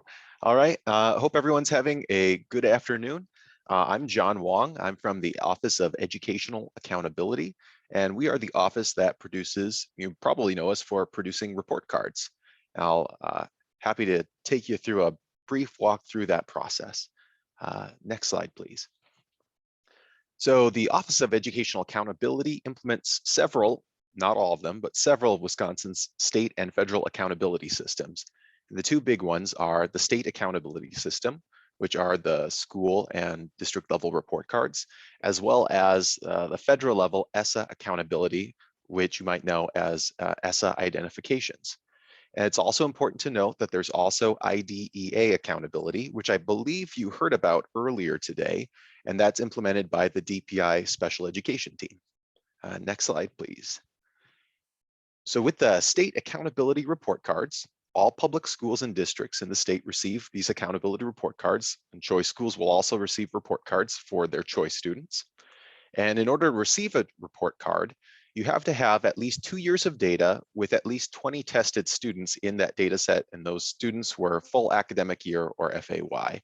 So if you don't have enough students or enough data, you'd participate in the alternate accountability process, and there are around 150 different schools in the state that participate in that process, usually because the school is very small, but also we have a number of new schools that open every year. Because we don't have past data for that school, they'll participate in the alternate accountability process. So for new schools, expect to hear from me around a year from now.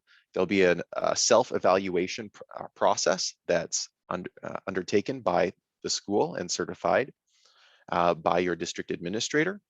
And that is the data that we'll use for your initial report card.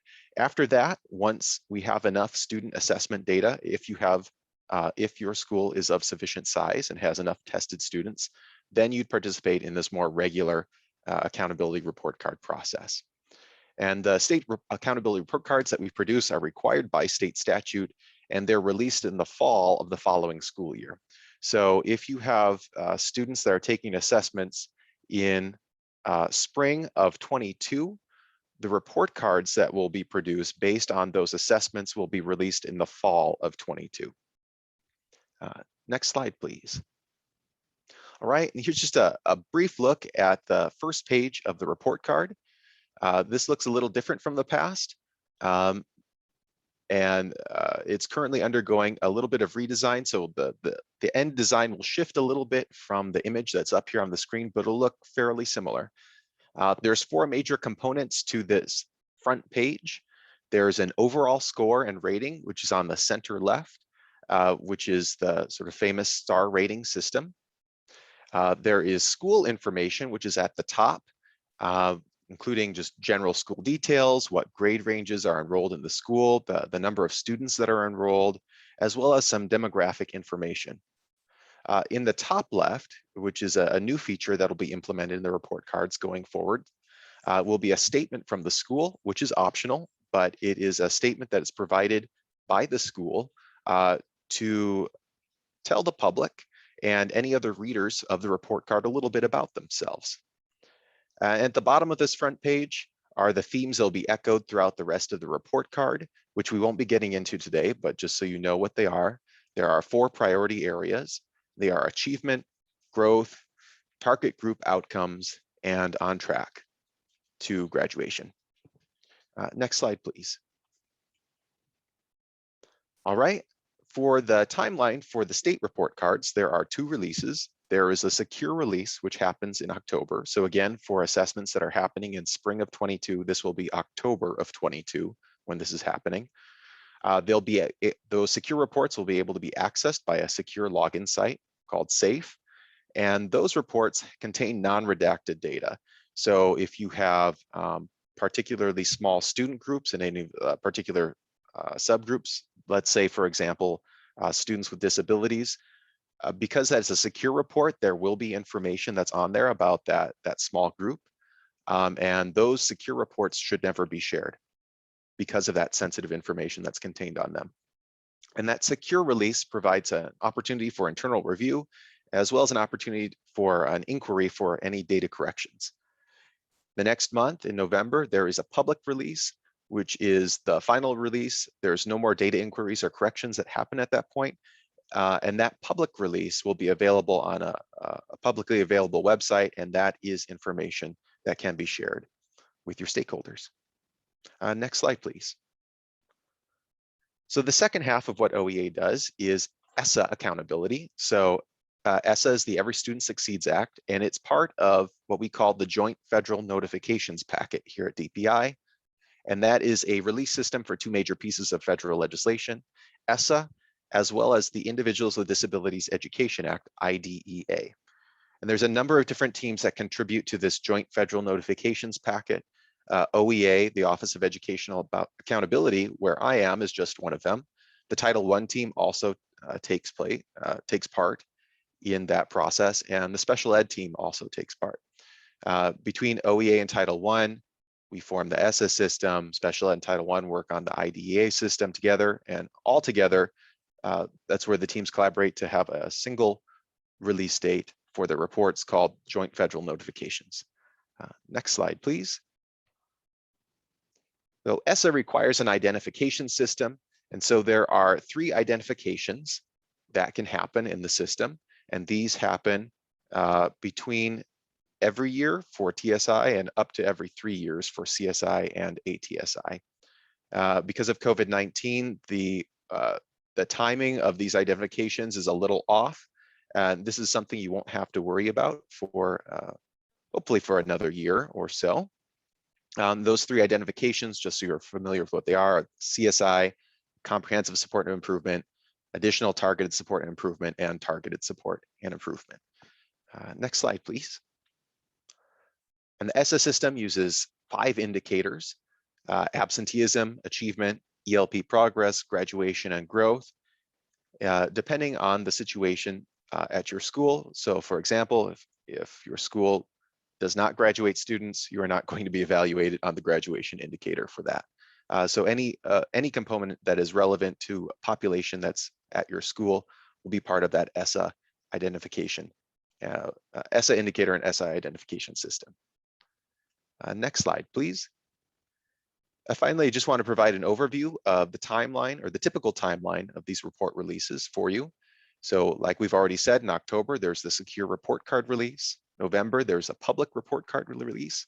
And then in terms of the JFNP system, in December, we have accountability reports from ESSA, as well as in March, from a preliminary to a final version. And then with the IDEA system, which you've already heard about, which is part of that joint federal notifications, there's also LEA determinations and a racial equity report in December and March. Next slide, please. If you have any questions about this, feel free to reach out to us. We're here at OEA. We've got the name and email of VG, Sam, and Patrick here, who are your best points of contact. If you happen to come across my name, I'm John Wong. Feel free to reach out to me as well.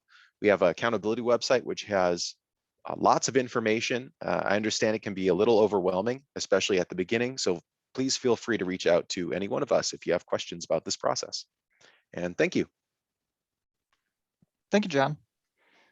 Does anyone have any questions for John before he hops off, knowing that he's already stayed 15 minutes past his obligation? Wonderful. Thank you again. We're going to move right into my final slides. thankfully, I had no intention of taking up half an hour to begin with. I know that we are all fried. Thank you all for sitting in for these long, what is it, 2 hours, 3 hours? I don't know. I can't do math at We've 3:45. lost that ability. It's almost 3 hours. Jeez Louise. Okay, some ICS basics.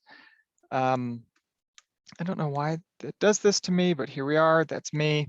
What does it mean to be an independent charter school? This is something that's sort of run throughout this presentation. For the most part, you have statewide enrollment. None of you are authorized by the county executive in Waukesha, so you will have statewide enrollment.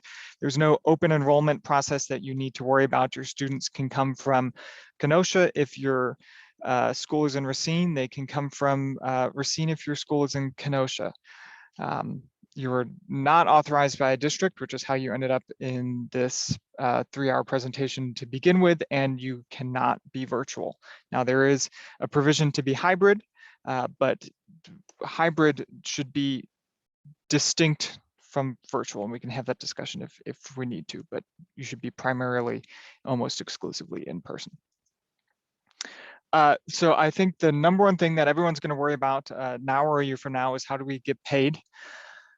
So you're going to submit a preliminary membership count report, a third Friday, a second Friday, and a membership audit. So two are going to come in September, one's going to come in January, and one is going to come in June. And those payments are going to correspond to those reports. One will be in September, one will be in December, one in February, and one in June. And you can see the program calendar for those specific dates. And those, the program calendar lives on our ICS webpage. Okay, so to do that, you submit this count report. It is also located on the ICS webpage. It is a monster of an Excel spreadsheet, but once you get in there and read the instructions, also on the ICS webpage, it should be pretty easy to do. You're going to want to be sure to identify the correct resident district when you have a student come in. So you're going to want to make sure if that student says that they live in Kenosha, that they actually do live in Kenosha. I only pick on Kenosha because I'm a resident Kenosian. I'm not trying to throw Kenosha out there for anything other than its glory. I implore you to identify that resident district correctly at the front end, because there's a poor underpaid bureaucrat who has to correct your errors on the back end, and that is me, and it takes hours and hours and hours of my time to go back and identify that correct district. So please, please, please save me the trouble. Then you're going to submit it via Kiteworks. This is going to be new this year. You won't know the difference. You're going to submit it via a secure file sharing platform, because that report has student identifying information on it. It has names, grades, and resident districts. And previously that would go through the internet into my email account, and I would do the necessary back-end paperwork. Now we are not going to be sending it via email because we do not want that information out there where it can be hacked. So you're going to submit it via Kiteworks. And everyone who is opening this fall should have received an email with those instructions and those links. And if you are not opening this fall and you're opening next year, one, congratulations for being ahead of the game. And two, you can look to see that email next year. Who are our points of contact? Everyone at DPI is student driven and committed to helping you navigate these burdens. So please do not feel like there is anyone at DPI who you cannot talk to. That being said, unless you have a designated point of contact, like the people on the program calendar or the people you've heard from here today, please contact me first, and I will help you navigate this bureaucracy and field questions that can be taken by the charter team and not have to take up the time of our subject matter experts. You should also always contact your board attorney or whoever it is that is your lawyer, as I said at the beginning, and I say to everyone in my family, we're not attorneys and we're not your attorneys. So talk to your lawyer to stay in compliance with state and federal law. You also have Friends at Works, Sarah and Nick and their team. They are always willing and eager to help you. They have very graciously recorded this and offered us their Zoom room for this. So please know that they are always there for you. You also have friends at CISA 1 and CISAs across the state. You should always, always, always keep your authorizer informed. As a former authorizer in Memphis, I cannot tell you how many times I got a telephone call from the state that said, oh, this school talked to us about this, that, and the other thing. And I said, well, I sure wish they would have talked to me first. So please always keep your authorizer involved. You are not, they are not your LEA, but they are certainly a good resource, and you should always chat with them and keep them in the loop. Let's see how many more slides I have left. None. That's me, Alexander B. Robertson. As I said at the beginning, I weed out people who don't know me because they call me Alexander. So all of you feel free to call me Alex when you email me or call me. It's not 1998, so I prefer email over a telephone call. It's easier for me. But if it's easier for you to call me, feel free to call. That's it. Any other questions? I will get you out of here 12 minutes early, which I consider to be an accomplishment. Oh yeah. Sarah, any thoughts from you?